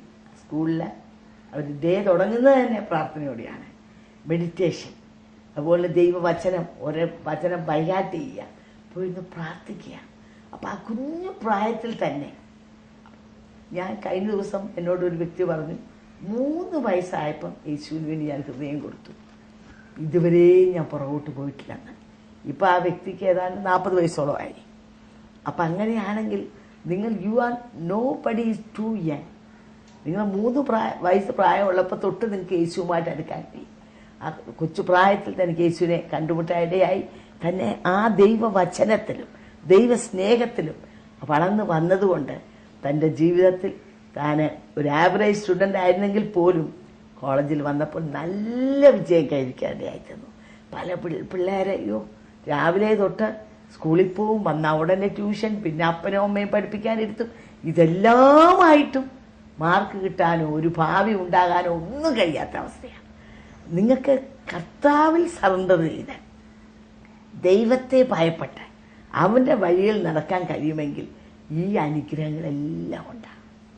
ജ്ഞാനം തരുന്ന ദൈവമാണ്, വിസ്ഡം തരുന്ന ദൈവമാണ്. അതെല്ലാം കർത്താവ് നമുക്ക് ആ സൗഭാഗ്യങ്ങൾ, നമുക്ക് വിജയം, ഇതെല്ലാം നൽകി തരാൻ കർത്താവ് മതിയാന. പക്ഷെ നമ്മൾ എന്ത് ചെയ്യണം? അവനോട് ചേർന്ന് അവൻ്റെ വഴികളിൽ, നിങ്ങളുടെ ഈ കുഞ്ഞു പ്രായത്തിൽ തന്നെ നിങ്ങൾ പാഠപുസ്തകം എടുത്ത് പഠിക്കാൻ പോകുന്നതിന് മുമ്പ് ഒരു ചെറിയ പ്രാർത്ഥന അല്ലെങ്കിൽ ഒരു വചനം എടുത്തൊന്ന് വായിക്കുക. അങ്ങനെ കർത്താവിൻ്റെ സാന്നിധ്യത്തോടു കൂടെ നിങ്ങളുടെ പഠിത്തം നിങ്ങൾ തുടങ്ങുക. നിങ്ങൾ പരീക്ഷയ്ക്ക് പഠിക്കുന്നതിന് മുമ്പൊക്കെ നിങ്ങൾ അങ്ങനെ ചെയ്യേ, നിശ്ചയമായിട്ട് നിങ്ങൾക്ക് വലിയ ഫലം അതിൽ നിങ്ങൾക്ക് ലഭിക്കും. അത് കഴിഞ്ഞ് 12th കഴിഞ്ഞിട്ട് അപ്പം എൻ്റെ പിതാവ് എന്നോട് പറയുന്നുണ്ടായിരുന്നു എൻട്രൻസിനൊക്കെ ട്രൈ ചെയ്യണം. പക്ഷെ എനിക്ക് അതിനോടൊന്നും വലിയ അങ്ങനെ എൻട്രൻസ് കിട്ടുമോ, അങ്ങനെ എനിക്കതിനുള്ള ഇതില്ല എന്നൊരു ചിന്തയായിരുന്നു. അങ്ങനെ പിന്നെ എൻ്റെ ആഗ്രഹം ഡിഗ്രി കോഴ്സ് എന്തെങ്കിലും, ഡിഗ്രി മെയിൻ എടുത്ത് എന്തെങ്കിലും ചെയ്ത് നല്ല MSc അതെല്ലാം കഴിഞ്ഞ് എന്തെങ്കിലും PhD ലെവൽ അങ്ങനെ പോകണം, ഒരു കോളേജ് ലെക്ചറർ ആകണം, അങ്ങനെ ഒരു ചിന്തയായിരുന്നു. പക്ഷെ ആ സമയത്ത് ഇങ്ങനെ ഞാൻ എൻ്റെ ചർച്ചിൽ കടന്നു പോയപ്പോൾ എൻ്റെ ചർച്ചിൽ ഒരു ആൻറ്റി, എനിക്ക് വലിയ അടുപ്പമൊന്നും ഇല്ലാത്ത ആൻറ്റി ആയിരുന്നു. പക്ഷെ ആ ആൻറ്റിക്ക് കർത്താവ് ഒരു ദർശനത്തിൽ ഇങ്ങനെ ഞാനിങ്ങനെ ഒരു ഡോക്ടറിന്റെ ഏപ്രിൻ ഇട്ട് ഇങ്ങനെ എന്നെ ഇങ്ങനെ കാണിച്ചു. ആ സമയത്ത് ഞാൻ അഡ്മിഷന് കടന്നു പോകുന്ന ആ സമയത്ത് തന്നെയാണ് ഈ ആൻറ്റി എന്നെ ഇങ്ങനെ എന്നോട് ചോദിച്ചു, മോൾ എന്തിനെങ്കിലും അഡ്മിഷൻ എടുക്കാനായിട്ട് ആഗ്രഹിക്കുന്നുവോ? എന്നെ ഇങ്ങനെ ദൈവം ഒരു ദർശനം കാണിച്ചു. ആ സ്പോട്ട് ആൻറ്റി എന്നോട് പറഞ്ഞ ആ സമയത്ത് തന്നെ എൻ്റെ ഉള്ളിൽ ദൈവം, എനിക്ക് മനസ്സിലായി ദൈവം എന്നെ എന്തോ ഇതിനു വേണ്ടി കാണുന്നു. അതുകൊണ്ടാണ് ഇപ്പൊ ഈ ആൻറ്റി എന്നോട് ഇത്രയും നാളായിട്ടും അങ്ങനെ സംസാരിക്കാത്തൊരു ആൻറ്റി ഇങ്ങനെ. അത് കഴിഞ്ഞപ്പോൾ തൊട്ട് എനിക്ക് ഞാൻ ഓർത്തു, എന്നാൽ എൻട്രൻസിനൊന്ന് ട്രൈ ചെയ്യാം. അങ്ങനെ എൻട്രൻസിന് വേണ്ടി ഞാൻ കുറച്ച് നാളുകൾ ഇങ്ങനെ എൻട്രൻസിന് വേണ്ടി പ്രിപ്പയർ ചെയ്യും. അങ്ങനെ ദൈവകൃപയാൽ എനിക്ക് കർണാടക എൻട്രൻസിൽ എനിക്ക് BDSന് മൈസൂരിൽ അഡ്മിഷൻ കിട്ടുവാനും ഇടയായി. ശരിക്കും ദൈവത്തിന്റെ ഒരു കൃപയാൽ മാത്രമാണ് എനിക്ക് അവിടെ അഡ്മിഷൻ കിട്ടിയത്.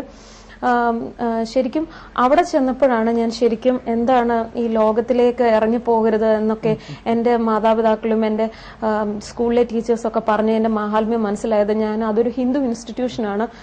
ഒരു 600 അത്രയും സ്റ്റുഡൻസ് ഉണ്ടെങ്കിൽ തന്നെ വിരളയിൽ എണ്ണാൻ പോലും ക്രിസ്ത്യാനികളില്ല. ഒരു 10-15 പേര് വല്ലതും അത്രയുമേ കാണത്തുള്ളൂ. ശരിക്കും അവരൊരു വേൾഡ്നെസിന്റെ ഒരു എക്സ്ട്രീമിലായിരുന്നു എൻ്റെ സ്റ്റുഡൻസ് കടന്നു പോയിക്കൊണ്ടിരുന്നത്. ആദ്യം ഞാൻ ചെല്ലുമ്പോൾ ഞാൻ ഒറ്റയായിരുന്നു. എനിക്ക് അങ്ങനെ ഫ്രണ്ട്സിനെ കിട്ടിയാൽ തന്നെ നമ്മുടെ ഒരു നേച്ചർ കാണുമ്പോൾ അവർക്ക് ഒരു റിപ്പൽഷൻ തന്നെ ഉണ്ടാകുമെന്ന് നമുക്ക് ചിന്തിക്കാം. അതുപോലെ ഒരു അനുഭവമായിരുന്നു.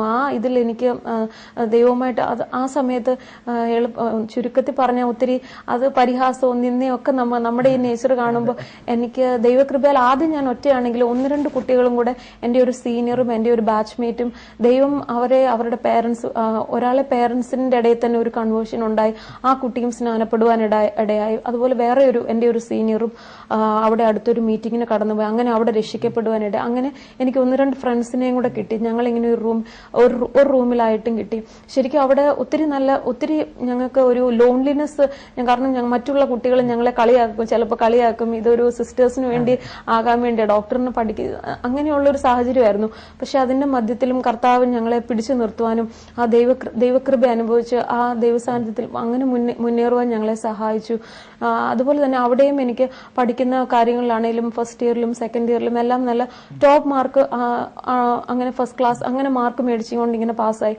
അങ്ങനെ ഇരിക്കുമ്പോൾ എൻ്റെ ജീവിതത്തിൽ ഞാൻ നേരത്തെ ഞാൻ 15-ാമത്തെ വയസ്സിൽ ഞാൻ ജലസ്നാനം സ്വീകരിപ്പാൻ കർത്താവ് എനിക്ക് ഭാഗ്യം തന്നിരുന്നു. എങ്കിലും അഭിഷേകത്തിന് വേണ്ടി ഞാൻ ഇങ്ങനെ കുറച്ച് നാളുകളായിട്ട് കാത്തിരുന്നു. മൈസൂരിൽ ചെന്നപ്പോഴാണ്, അത്രയും നാൾ ഞാൻ എൻ്റെ ലൈഫിനെ ഒന്ന് ചിന്തിച്ചാൽ തന്നെ ദൈവം, ഞാനിങ്ങനെ ഒരു അപ്പൻ ഇങ്ങനെ ചെറിയ പക്ഷെ മൈസൂരിൽ ചെന്നപ്പോൾ എനിക്ക് തന്നെ കർത്താവ് എന്നെ അഭിഷേകത്താൽ ദൈവം, എന്നെ പരിശുദ്ധാത്മാവിനാൽ ദൈവം നിറച്ചു. അതെനിക്കൊരു പവർഫുൾ ഒരു അനോയിന്റിങ് എൻ്റെ ജീവിതത്തിൽ എനിക്ക് അനുഭവിക്കുവാൻ സാധിച്ചു. അത് എനിക്ക് ഭയങ്കര, ഇപ്പൊ തന്നെ ഞാൻ ഇവിടെ ഇരിക്കുന്ന ഒരു കൃപയാൽ. മറ്റേത് അഭിഷേകം പ്രാപിക്കുന്നതിന് മുമ്പ് എനിക്കൊന്ന് ബോൾഡായിട്ടൊന്ന് സംസാരിക്കാൻ തന്നെ എനിക്കൊരു ഇതായിരുന്നു. പക്ഷെ അഭിഷേകത്തോടെ എൻ്റെ ജീവിതത്തിന് ഒരു വ്യത്യാസം തന്നെ വന്നു. ഒരു പവർ എനിക്ക് ആ ഉള്ളിൽ എനിക്ക് എന്റെ ജീവിതത്തിൽ അനുഭവിക്കുവാൻ. അതാണല്ലോ ബൈബിൾ പറയുന്നത്. അതെ, നിങ്ങൾ ശക്തി ലഭിച്ചിട്ട് എന്റെ സാക്ഷിയാകും. അപ്പൊ ആ ശക്തി ലഭിക്കുമ്പോഴാണ് നമുക്ക് സാക്ഷിയാകാനുള്ള ധൈര്യം ലഭിക്കുന്നത്. അതെ അല്ലേ? അതെ. എൻ്റെ കോളേജിന്റെ ഫ്രണ്ടിൽ തന്നെ എനിക്കൊരു IPCയുടെ ഒരു ചേർച്ച്, നല്ല ചേർച്ച് മെമ്പേഴ്സും അങ്ങനെ നല്ലൊരു ഗ്യാതറിംഗ് ഉണ്ടായിരുന്നു. അങ്ങനെ ഞങ്ങൾക്ക് അങ്ങനെ അവിടെ വെച്ച് ഇങ്ങനെ അഭിഷേകം പ്രാപിക്കും, പിന്നെ കൃപകളും സഭയോട് ഇങ്ങനെ സംസാരിക്കുന്ന അങ്ങനത്തെ കൃപകളിലൂടെ ഇങ്ങനെ കർത്താവ് ഇങ്ങനെ എന്നെ നടത്തിക്കൊണ്ടിരുന്നു.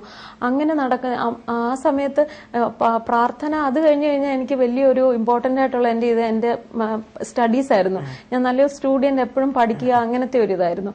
അങ്ങനെ പക്ഷേ പെട്ടെന്നായിരുന്നു എനിക്ക് 3rd ഇയറിൽ ഞാൻ ഇങ്ങനെ നല്ല ആ കൃപയിൽ ഇങ്ങനെ വളർന്നുകൊണ്ടിരിക്കുമ്പോഴായിരുന്നു പെട്ടെന്ന് ഞങ്ങളുടെ BDS എന്ന് വെച്ചാൽ വാസ്റ്റായിട്ടൊരു സബ്ജക്ട്.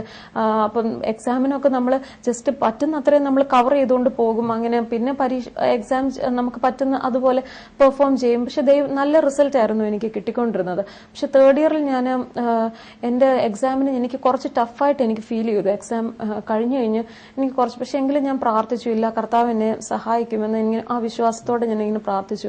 പക്ഷെ പെട്ടെന്ന് എന്റെ റിസൾട്ട് വന്നപ്പം എനിക്കൊരു വലിയ ഷോക്കായിരുന്നു. എനിക്കൊരു രണ്ട് സബ്ജക്ട് ഞാൻ അങ്ങ് ഫെയിൽ ആയിപ്പോയി. അതും ഒറ്റ മാർക്കിന്, 1 മാർക്കിന് ഞാൻ ആ 2 സബ്ജക്ട് ഫെയിൽ ആയിപ്പോയി. അത് പെട്ടെന്ന് എൻ്റെ കൂടെയുള്ള എൻ്റെ ഫ്രണ്ട്സിന് പോലും അത് അങ്ങോട്ട് അക്സെപ്റ്റ് ചെയ്യാൻ പറ്റുന്ന എങ്ങനെ ഇത് സംഭവിച്ചു. പക്ഷെ എനിക്കും, കാരണം അവിടെ നല്ല എനിക്കൊരു സ്പിരിച്വൽ വാർഫെയർ തന്നെ എനിക്ക് ആ മൈസൂർ ഏരിയയിൽ ഞാൻ അഭിഷേകം പ്രാപിച്ചു കഴിഞ്ഞാൽ എനിക്ക് നല്ലതായിട്ട് എനിക്ക് എൻ്റെ സ്പിരിറ്റിൽ എനിക്ക് ഫീൽ ചെയ്യുമായിരുന്നു. നല്ലൊരു വാർഫെയർ ഇങ്ങനെ എനിക്ക് എതിരായിട്ട് ഇങ്ങനെ ഞാൻ ആരാധിക്കുമ്പോഴും എനിക്കത് ഫീൽ ചെയ്യുമായിരുന്നു. അപ്പൊ എനിക്ക് എന്തോ മനസ്സിലായി, എൻ്റെ ഇതിന് എന്തോ ഒരു ടച്ചാണ് ഇവിടെ വന്നിരിക്കുന്നത്. പക്ഷെ ആ സമയത്ത് എൻ്റെ ഫ്രണ്ട്സ് പോലും എൻ്റെ ബിലീവേഴ്സ് ആയിട്ടുള്ള ഞാൻ അങ്ങ് തകർന്നു. പക്ഷെ എൻ്റെ ബാച്ചിൽ നിന്ന് ഞാനപ്പം പുറന്തള്ളപ്പെട്ടു. ഞങ്ങൾക്ക് അല്ലാത്ത ഓഡ് ബാച്ച് എന്ന് പറഞ്ഞ് കുറച്ച് കുട്ടികൾ ഇങ്ങനെ ഫെയിൽ ആകുന്നു. പക്ഷെ അങ്ങനെ ഒരു സാഹചര്യം എന്റെ ജീവിതത്തിൽ കടന്നു വന്നെങ്കിലും, പക്ഷെ ആ സമയത്താണ് എനിക്ക് വിശ്വാസം, കർത്താവിനെ അങ്ങ് ഉറപ്പിച്ചു. കുറച്ചും കൂടെ എന്റെ വിശ്വാസത്തിൽ ഞാൻ അങ്ങ് കുറച്ചും കൂടെ അങ്ങ് ഫേമായി. ഇല്ല, ഇതൊന്നും, എന്നാൽ ദൈവത്തെ സ്നേഹിക്കുന്നവർക്ക്, നിർണയപ്രകാരം വിളിക്കപ്പെടുന്നവർക്ക് തന്നെ സകലവും നന്മയ്ക്കായി കൂടി വ്യാപരിക്കുന്നു എന്ന ആ വചനം എന്റെ ഉള്ളിൽ വന്ന് ആ ക്രിയ ചെയ്ത്, ഇതിനുകൊണ്ടൊന്നും എന്നെ ഒന്നും ചെയ്യാൻ സാധിക്കത്തില്ല. ദൈവത്തിന് എന്നെ ദൈവം ആഗ്രഹിക്കുന്ന ആ അളവിലേക്ക് കർത്താവിന് എന്നെ കൊണ്ടെത്തിക്കാൻ സാധിക്കുമെന്ന് ഞാൻ അങ്ങ് ശരിക്കും ഉറച്ചു. പരീക്ഷയോടുകൂടെ അത് സഹിപ്പാനുള്ള കൃപയും തരുമെന്നല്ലേ ബൈബിള് പറയുന്നത്. അപ്പൊ ആ കൃപ എന്ന് പറഞ്ഞാൽ ദൈവത്തിന്റെ വചനം, അത് തന്ന് മോളെ അതിൽ കൂടെ ധൈര്യപ്പെടുത്തി നിർത്തി, അല്ലേ? അതെ. സാധാരണ ഇങ്ങനെ ഓഡ് ബാച്ചിലായിട്ടുള്ള സ്റ്റുഡൻസിനാണെങ്കിലും ടീച്ചേഴ്സിൽ നിന്ന് അത്ര ഇതൊന്നും കിട്ടത്തില്ല, അപ്രൂവൽ. അവർക്കും ഒരു തള്ളലായിരിക്കും. പക്ഷെ ദൈവത്തിന്റെ കരുണ കൊണ്ട് എനിക്ക് അങ്ങനെ ഒന്നും തോന്നിയില്ല. എന്റെ ഫൈനൽ ഇയറിലും അവർ പിന്നെയും എന്നെ നല്ലതായിട്ട് കെയർ ചെയ്യും. എനിക്ക് നല്ല മാർക്കോട് കൂടെ തന്നെ അവിടെ നിന്ന് പാസ് ഔട്ട് ആകുവാനും സാധിച്ചു. ശരിക്കും എന്റെ അതെനിക്ക് പിന്നീട് ഒരു വലിയ വിടുതലിന് കാരണമാക്കിയെന്ന് തിരിഞ്ഞു നോക്കുമ്പോൾ ഞാൻ അതെല്ലാം ഫേസ് ചെയ്തു. അത് എനിക്ക് ഇപ്പൊ അതൊരു സന്തോഷമായി തന്നെ എനിക്കത്. പരീക്ഷ സഹിക്കുന്ന മനുഷ്യൻ ഭാഗ്യവാൻ, അല്ലേ? അപ്പൊ അത് നല്ല മാർക്ക് എടുത്ത് നമ്മൾ പാസ്സായി വന്നെങ്കിലും പരിശുദ്ധാത്മാവിനെ നിറഞ്ഞു. അവിടത്തെ ഒരു സ്പിരിച്വൽ വാർഫെയർ, അതിനെ അതിജീവിച്ച് ഇറങ്ങാനുള്ള ഭാഗ്യം ദൈവം തന്നു. അതെ. അത് കഴിഞ്ഞ് 3rd ഇയർ ഒക്കെ ആയി കഴിഞ്ഞപ്പോൾ തൊട്ട് ഇങ്ങനെ മമ്മി ഇടയ്ക്ക് വീട്ടിൽ നിന്നൊക്കെ വിളിക്കുമ്പോൾ ഇങ്ങനെ പ്രപ്പോസലിന്റെ കാര്യവും അങ്ങനെ ഇങ്ങനെ പറയാറുണ്ടായിരുന്നു. അപ്പം ഞാൻ മറ്റു പലരും ഇങ്ങനെ പറഞ്ഞ് എനിക്കിങ്ങനെ കേട്ടിട്ടുണ്ട്, മോളെ ഇങ്ങനെ കല്യാണമൊക്കെ ആറുമ്പം എന്നോട് പറയാറുണ്ട് ഇങ്ങനെ എഴുതി വെച്ച് പ്രാർത്ഥിക്കണം, ലിസ്റ്റ് എഴുതി വെച്ച് നിനക്ക് എങ്ങനത്തെ ഒരാളിനെയാണ് വേണ്ടത്. അപ്പൊ ഞാൻ ഓർക്കും ഓക്കെ അത് നല്ല കാര്യമാണല്ലോ എന്നൊക്കെ ഓർത്ത് നല്ല ഇതിലിരിക്കുമ്പോൾ ഞാനിങ്ങനെ പ്രാർത്ഥിക്കുമ്പോൾ പല സമയത്തും ഇങ്ങനെ ലിസ്റ്റ് എഴുതി വെച്ചൊക്കെ പ്രാർത്ഥിക്കാമെന്ന് ഓർത്ത് ഇങ്ങനെ ലിസ്റ്റ് എടുക്കുമ്പോൾ ഇങ്ങനെ പെട്ടെന്ന് എന്നോട് ദൈവാത്മാവ് പറയുന്നത് നിന്റെ വിചാരങ്ങളല്ല എന്റെ വിചാരങ്ങൾ എന്ന് വെച്ചാൽ. അപ്പൊ എനിക്ക് എന്റെ ആത്മാവിൽ എനിക്കത് ഫീൽ ചെയ്യാം. ദൈവാത്മാവ് എന്നോട് സംസാരിക്കുന്ന വെച്ചാൽ ദൈവത്തിന് എനിക്ക് വേണ്ടിയുള്ള ഏറ്റവും ബെസ്റ്റ് ദൈവമാണ് സെലക്ട് ചെയ്യുന്നത്. Leave to me, surrender to me everything. ആ ദൈവത്തിങ്കിലേക്ക് നീ ഒന്നും കൂടെ സറണ്ടർ ചെയ്യും. അന്നിങ്ങനെ എനിക്ക് പിന്നെയും അത് എനിക്കിങ്ങനെ അത് ആ സമയത്ത് അപ്പൊ എനിക്ക് മനസ്സിലായി ദൈവം എന്നിൽ നിന്ന് അങ്ങനെ ഒരു ഇത് ആഗ്രഹിക്കുന്നില്ല, ഞാൻ പൂർണ്ണമായി സറണ്ടർ ചെയ്യാം. അങ്ങനെ ഞാൻ ദൈവത്തിന്റെ കരങ്ങളിലേക്ക് സമർപ്പിക്കുമായിരുന്നു. ആ ചെറുപ്രായത്തിൽ ഞാനൊരു ഫാമിലി ലൈഫ് ഒന്നും തുടങ്ങിയിട്ടില്ലെങ്കിലും ദൈവം എനിക്ക് 1-2 കാര്യങ്ങൾ എനിക്ക് മനസ്സിലാക്കി എനിക്ക് അറിയാമായിരുന്നു. ഒരു ലൈഫ് പാർട്ട്ണർ എന്ന് പറയുന്നത് ജീവിതത്തിന്റെ ഒരു മെയിൻ ഡിസിഷൻ തന്നെയാണ്. കാരണം അതാണ് പിന്നീടുള്ള നമ്മുടെ ലൈഫിനെ അതിനെ വളരെയധികം ഗൈഡ് ചെയ്യുന്നത്. പ്രത്യേകിച്ച് നമുക്ക് ഇതുപോലെ ഇങ്ങനെ കോളിംഗിൽ ഇങ്ങനെ കടന്നു പോകുന്നവർക്ക് ഒരിക്കലും ഒരു സാധാരണ ലൈഫ് ലീഡ് ചെയ്യാൻ നമുക്ക് സാധിക്കത്തില്ല. അതുകൊണ്ട് എനിക്ക് അതും മനസ്സിലായി. പിന്നെ എനിക്ക് ഒരു കാര്യം മനസ്സിലായിരുന്നത് ഈ ലോകത്തിന്റെ വെളിയിൽ കാണുന്ന ധനമോ അല്ല മറ്റു കാര്യങ്ങളൊന്നുമല്ല ഒരു യഥാർത്ഥമായ ഒരു ഫാമിലി ലൈഫ്, ആ ഹാപ്പിനെസ്. ഞാൻ എപ്പോഴും എന്റെ ഫ്രണ്ട്സിനോട് പറയായിരുന്നു, വലിയൊരു കൊട്ടാരത്തിൽ താമസിച്ചാലും അതിലും വലിയ കാര്യം കർത്താവിനോട് ആ ദൈവ സാന്നിധ്യത്തിൽ ഒരു കുടിലിൽ താമസിക്കുന്ന അതിലും വലിയൊരു സന്തോഷം. കൊട്ടാരങ്ങളിനകത്ത് നരകമാണ്. അതെ. ദൈവഹിതപ്രകാരം എന്റെ എപ്പോഴും ഞാൻ ചിന്തിക്കും, ഓരോ വ്യക്തികളെ പറ്റിയും ദൈവത്തിന് ഓരോ പ്രത്യേക ഒരു ഹിതമുണ്ട്. വിൽ എല്ലാവരെ പറ്റിയും ആ വില്ല് നമ്മൾ ചെയ്ത് തികയ്ക്കുക, അത് ചെയ്യാൻ സാധിച്ചാൽ അതാണ് നമ്മുടെ ജീവിതത്തിന് ഏറ്റവും വലിയ സാറ്റിസ്ഫാക്ഷൻ. ഒരു വലിയ ബ്ലൂ പ്രിന്റ് കർത്താവ് വെച്ചിരിക്കുക. അപ്പൊ എന്റെ ജീവിതത്തിൽ ആ ഹിതം ഒന്ന് ചെയ്യാൻ സാധിച്ചാൽ അതാണ് എന്റെ ജീവിതത്തിന് ഈ ലോകത്തിൽ നിന്ന് കടന്നു പോകുമ്പോൾ എനിക്ക് സാറ്റിസ്ഫൈഡ് ആകാൻ പറ്റുമെങ്കിൽ അതാണ്. അല്ലാതെ അപ്പം വീട്ടിൽ നിന്ന് പേരൻസ് അവര് പലപ്പോഴും എനിക്ക് പ്രപ്പോസല് മോളെ പലപ്പോഴും അവരുടെ പക്ഷെ ഞാനിപ്പോ പറഞ്ഞ ഡാഡി നമുക്കല്ല എനിക്ക് അങ്ങോട്ട് ദൈവഹിതമാണോ എന്ന് തോന്നുന്നു. അപ്പം ഡാഡിക്ക് ചിലപ്പോ ഒക്കെ വിഷമം തോന്നും, മോളെ എല്ലാം ഒക്കെ ഒത്തുവരുമ്പോ നീ ഇങ്ങനെ തടസ്സം പറയരുതെന്നൊക്കെ പലപ്പോഴും എന്നോട് പറഞ്ഞിട്ടുണ്ട്. പക്ഷെ എനിക്കറിയാമായിരുന്നു ഇത് ദൈവാത്മാവ് എന്നോട് അങ്ങനെ അങ്ങോട്ട് സംസാരിക്കുന്നില്ല, ഇതല്ല ദൈവഹിതമാണെങ്കിൽ ദൈവം എന്നോട് എന്തെങ്കിലും പറയും എന്ന് എനിക്കൊരു ഉറപ്പുണ്ടായിരുന്നു. അങ്ങനെ ഇങ്ങനെ കടന്നു പോവുകയായിരുന്നു. പിന്നെ ഞാൻ ഒരു മെയ് മാസത്തിൽ എൻ്റെ BDSന്റെ കോഴ്സ് എല്ലാം അവിടെ കഴിഞ്ഞു. അത് കഴിഞ്ഞ് നാട്ടിൽ കടന്നു വന്ന് ഞാൻ എൻ്റെ പത്തനാപുരത്ത് എൻ്റെ അടുത്തുള്ള ഒരു പ്രൈവറ്റ് ക്ലിനിക്കിൽ തന്നെ ഞാൻ അങ്ങനെ പ്രാക്ടീസ് ചെയ്തുകൊണ്ടിരിക്കുമ്പോൾ പിന്നെ ഇങ്ങനെ പ്രപ്പോസലൊക്കെ കടന്നു വരുമ്പോൾ ഒന്നും കൂടെ ഞാൻ ആ സമയത്ത് ഒന്നും കൂടെ ഞാൻ ശരിക്കും ദൈവസന്നിധിയിൽ എന്നെ തന്നെ ഞാൻ സമർപ്പിച്ചു. ദൈവമേ പൂർണ്ണമായിട്ടും എനിക്ക് മനസ്സിലായി ഇതിനു മുൻപ് ദൈവത്തിന്റെ കരങ്ങളിലേക്ക് ഞാൻ പൂർണ്ണമായിട്ട് ഏൽപ്പിച്ചു കൊടുത്തു, സറണ്ടർ ചെയ്തു. ആ സമയത്താണ് എൻ്റെ ഹസ്ബൻഡ് അച്ഛൻ്റെ പ്രപ്പോസൽ എനിക്കിങ്ങനെ കടന്നു വരുവാനും ആ പ്രപ്പോസൽ കടന്നു വന്ന് ഇങ്ങനെ അതിനുവേണ്ടി ആദ്യം എനിക്ക് അങ്ങനെ തോന്നിയില്ല. പക്ഷെ ശരിക്കും ദൈവത്തോട് ഞാൻ അങ്ങനെ ഒരു മറൈൻ എഞ്ചിനീയറിനെ അങ്ങനെ ഒന്നും ഞാൻ പ്രാർത്ഥിച്ചിട്ടും എനിക്ക് അങ്ങനെ ആഗ്രഹവും അങ്ങനെ ചിന്തിച്ചിട്ട് പോലും ഇല്ല. പക്ഷെ ആ വിഷയത്തിന് വേണ്ടി പ്രാർത്ഥിച്ചപ്പം എനിക്ക് ശരിക്കും ദൈവാത്മാവ് എന്നോട് സംസാരിച്ചു, നീ മകളെ ഒന്നും ഭയപ്പെടണ്ട, നീ മുന്നോട്ട് പോ എന്നിങ്ങനെ ഒരു ദൈവത്തിന്റെ ഒരു ഗോഡ്സ് ലീഡിങ് എനിക്ക് എന്റെ സ്പിരിറ്റിൽ എനിക്കത് അനുഭവിക്കാൻ സാധിച്ചു. അപ്പൊ പല പ്രപ്പോസലിലും കിട്ടാത്ത ദൈവിക വ്യക്തമായ ഒരു ഗൈഡൻസ് എന്റെ ആത്മാവിൽ എനിക്കത് അനുഭവിക്കാൻ കഴിഞ്ഞു. അങ്ങനെയാണ് ശരിക്കും മറ്റു പലരും ഇങ്ങനെ ഇങ്ങനെ എങ്ങനെയാണ് മുന്നോട്ടെന്ന് പറഞ്ഞപ്പം ഒരിക്കലും ഇല്ലാത്ത പോലെ ഞാൻ പെട്ടെന്ന് ബോൾഡായിട്ട് ഇല്ല, എനിക്ക് I was sure about it. അങ്ങനെയാണ് ഞാൻ കല്യാണം നടന്നത്. കല്യാണം കഴിഞ്ഞ എത്ര വർഷമായി? ഞങ്ങൾക്കിപ്പം 4 വർഷമാകുന്നു. ഇപ്പൊ 2 കുഞ്ഞുങ്ങളുണ്ട്. സമാധാനമായി സന്തോഷമായി ജീവിക്കുന്നു അല്ലേ? ഞങ്ങളെ കേൾക്കുന്ന പ്രേക്ഷകരോട് എനിക്ക് പറയാനുള്ളത്, നല്ല ഒരു അനുഭവ സാക്ഷ്യമാണ് നമ്മൾ കേട്ടത്. ഒരു കൊച്ചു പെൺകുട്ടി, യവനക്കാരിയാണ്, 2 കൊച്ചു കുഞ്ഞുങ്ങളുടെ അമ്മ. കർത്താവിനെ കൊച്ചു പ്രായം തൊട്ട് അറിയാനും കർത്താവിൻ്റെ വഴികൾ പിൻപറ്റുവാനും ഇടയായതിൻ്റെ ഫലമായിട്ട് തൻ്റെ ജീവിതത്തിൽ ദൈവികമായ അനുഗ്രഹങ്ങളും ദൈവത്തിൽ നിന്നുള്ള പ്രചോദനവും ദൈവിക ഗൈഡൻസും വായിപ്പാനിടയായതാണ് നാം കേട്ടത്. നിശ്ചയമായും കർത്താവ് മുഖവശമുള്ള ദൈവമേ അല്ല. ഇതുപോലെ യവനക്കാരൻ, അതുപോലെ കല്യാണത്തിന് വേണ്ടി പ്രാർത്ഥിച്ചുകൊണ്ടിരിക്കുന്നവരൊക്കെ ഞങ്ങളെ കേൾക്കുന്നുണ്ടായിരിക്കാം. നിശ്ചയമായും നിങ്ങൾ ദൈവത്തിന് പ്രിയങ്കരമായ ഒരു ജീവിതം നയിക്കുകയാണെങ്കിൽ ദൈവം നിങ്ങളുടെ കാര്യങ്ങൾ ഏറ്റവും ശ്രേഷ്ഠമായിട്ട് നമ്മൾ ചിന്തിക്കുന്നതിലും ആഗ്രഹിക്കുന്നതിലും ഉപരിയായിട്ടാണ്. ബൈബിൾ ഇങ്ങനെ പറയുന്നത്, നീ എൻ്റെ കാര്യം നോക്കിയാൽ ഞാൻ നിൻ്റെ കാര്യം നോക്കിക്കോളാം. അപ്പം നമ്മളോട് സംസാരിച്ച് നമുക്കൊരു ഗൈഡൻസ് എന്ന അർത്ഥം നമ്മൾ നടത്തുന്നത്. ഇത് അനേക കുടുംബജീവിതങ്ങൾ തകർന്നുകൊണ്ടിരിക്കുക. കേരളത്തിൽ തന്നെ വളരെ അതിൻ്റെ റേഷ്യോ വളരെയധികം കൂടിക്കൊണ്ടിരിക്കുക. 10-15 ലക്ഷം, ഇപ്പം പിന്നെ കോടികളാണല്ലോ. ഒക്കെ സ്ത്രീധനം കൊടുത്ത് വലിയ കുടുംബങ്ങൾ കൊണ്ടുപോയി കെട്ടിക്കുക. മാസങ്ങൾ കഴിയുന്നതിന് മുമ്പ് പിരിഞ്ഞു എന്നുള്ള വാർത്തയാണ് നമ്മൾ കേൾക്കുന്നത്. തകർച്ചയിലേക്ക്, കണ്ണുനീരിലേക്ക് ഒക്കെ കുടുംബജീവിതങ്ങൾ പോയിക്കൊണ്ടിരിക്കുക. എന്നാൽ നിങ്ങൾക്ക് ദൈവത്തോട് ഒന്ന് പറ്റി നിന്നുകൊണ്ട് ദൈവിക ആലോചനയ്ക്ക് വിധേയപ്പെട്ടുകൊണ്ട് മുമ്പോട്ട് പോകാൻ കഴിയുമ്പോൾ, കർത്താവിൻ്റെ ആലോചന പ്രാപിച്ച് നാം മുമ്പോട്ട് പോകുമ്പോൾ ഒരിക്കലും അതൊരു തകർച്ചയിലേക്ക് പോകത്തില്ല. അവൻ നമ്മളെ സ്നേഹിക്കുന്ന കർത്താവ്, നമുക്ക് വേണ്ടി ഏറ്റവും നല്ലത് കരുതുന്ന ദൈവമാണ്. നമ്മുടെ ജീവിതം തകരണമെന്നോ കുടുംബജീവിതം തകർന്നു പോകണമെന്നോ ഒന്നുമല്ല ദൈവം ആഗ്രഹിക്കുന്നത്.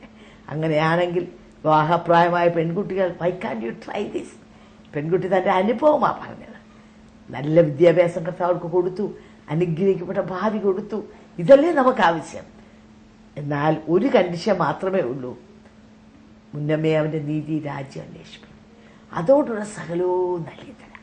അവൻ്റെ നീതി രാജ്യം അന്വേഷിക്കുവാൻ, അവനെ സ്നേഹിക്കുവാൻ, തനിക്ക് വേണ്ടി ജീവിതം സമർപ്പിക്കുവാൻ നിങ്ങൾക്ക് കഴിയുമോ ഈ അനുഗ്രഹങ്ങളെല്ലാം, everything will follow you, everything will be added and you എന്നാണ് നമ്മൾ ദൈവത്തിൽ വായിക്കുന്നത്. ആദ്യമായിട്ട് നിങ്ങൾ അവൻ്റെ മകളായിത്തീരണം, മകനായിത്തീരണം. തൻ്റെ കൊച്ചു പ്രായത്തിനാണ് താൻ യേശുവിനെ കണ്ടുമുട്ടിയത്. അത് നിങ്ങൾ ഏത് പ്രായക്കാരായാലും, പ്രായം കൂടിയവരോ കുറഞ്ഞവരോ യവനക്കാരോ കൊച്ചുകുട്ടികളോ ആരായിരുന്നാലും, യേശുവേ അവിടുന്ന് എനിക്ക് വേണ്ടി മരിച്ചു, അവിടുന്ന് എനിക്ക് വേണ്ടി യാഗമായി, എൻ്റെ ഹൃദയത്തിലേക്ക് വരണമേ, എന്നെയും അങ്ങയുടെ പൈതലാക്കി മാറ്റണമേ എന്ന് ഒരു വാക്ക് നിങ്ങൾക്ക് പ്രാർത്ഥിക്കാൻ കഴിയുമ്പോൾ യേശു നിങ്ങളുടെ ഹൃദയത്തിലേക്ക് കടന്നു വരും. പിന്നെ നിങ്ങളുടെ ജീവിതത്തിൻ്റെ സകല ഉത്തരവാദിത്വം അവൻ ഏറ്റെടുക്കും. നിങ്ങളുടെ ജീവിതമാകുന്ന ചെറുപടകിൻ്റെ ചുക്കാൻ അവൻ ഏറ്റെടുക്കും. പിന്നെ അവൻ നിങ്ങളെ നയിക്കും. അവൻ നിങ്ങളെ നയിക്കുന്നത് നിങ്ങൾക്ക് ഏറ്റവും അനുഗ്രഹമായിരിക്കും. നിങ്ങളുടെ ഭാവി ശോഭനമായിരിക്കും. ഈ ലോകത്തിൽ മാത്രമല്ല, വരുവാനുള്ള ലോകത്തിൽ ഒരു നിത്യജീവനം നൽകി തരുവാൻ കർത്താവ് ആഗ്രഹിക്കുക. ആ കർത്താവിലേക്ക് നിങ്ങളെ ആഹ്വാനം ചെയ്തുകൊണ്ട് എൻ്റെ വാക്കിൽ നിന്ന് വിരമിച്ചോളൂ.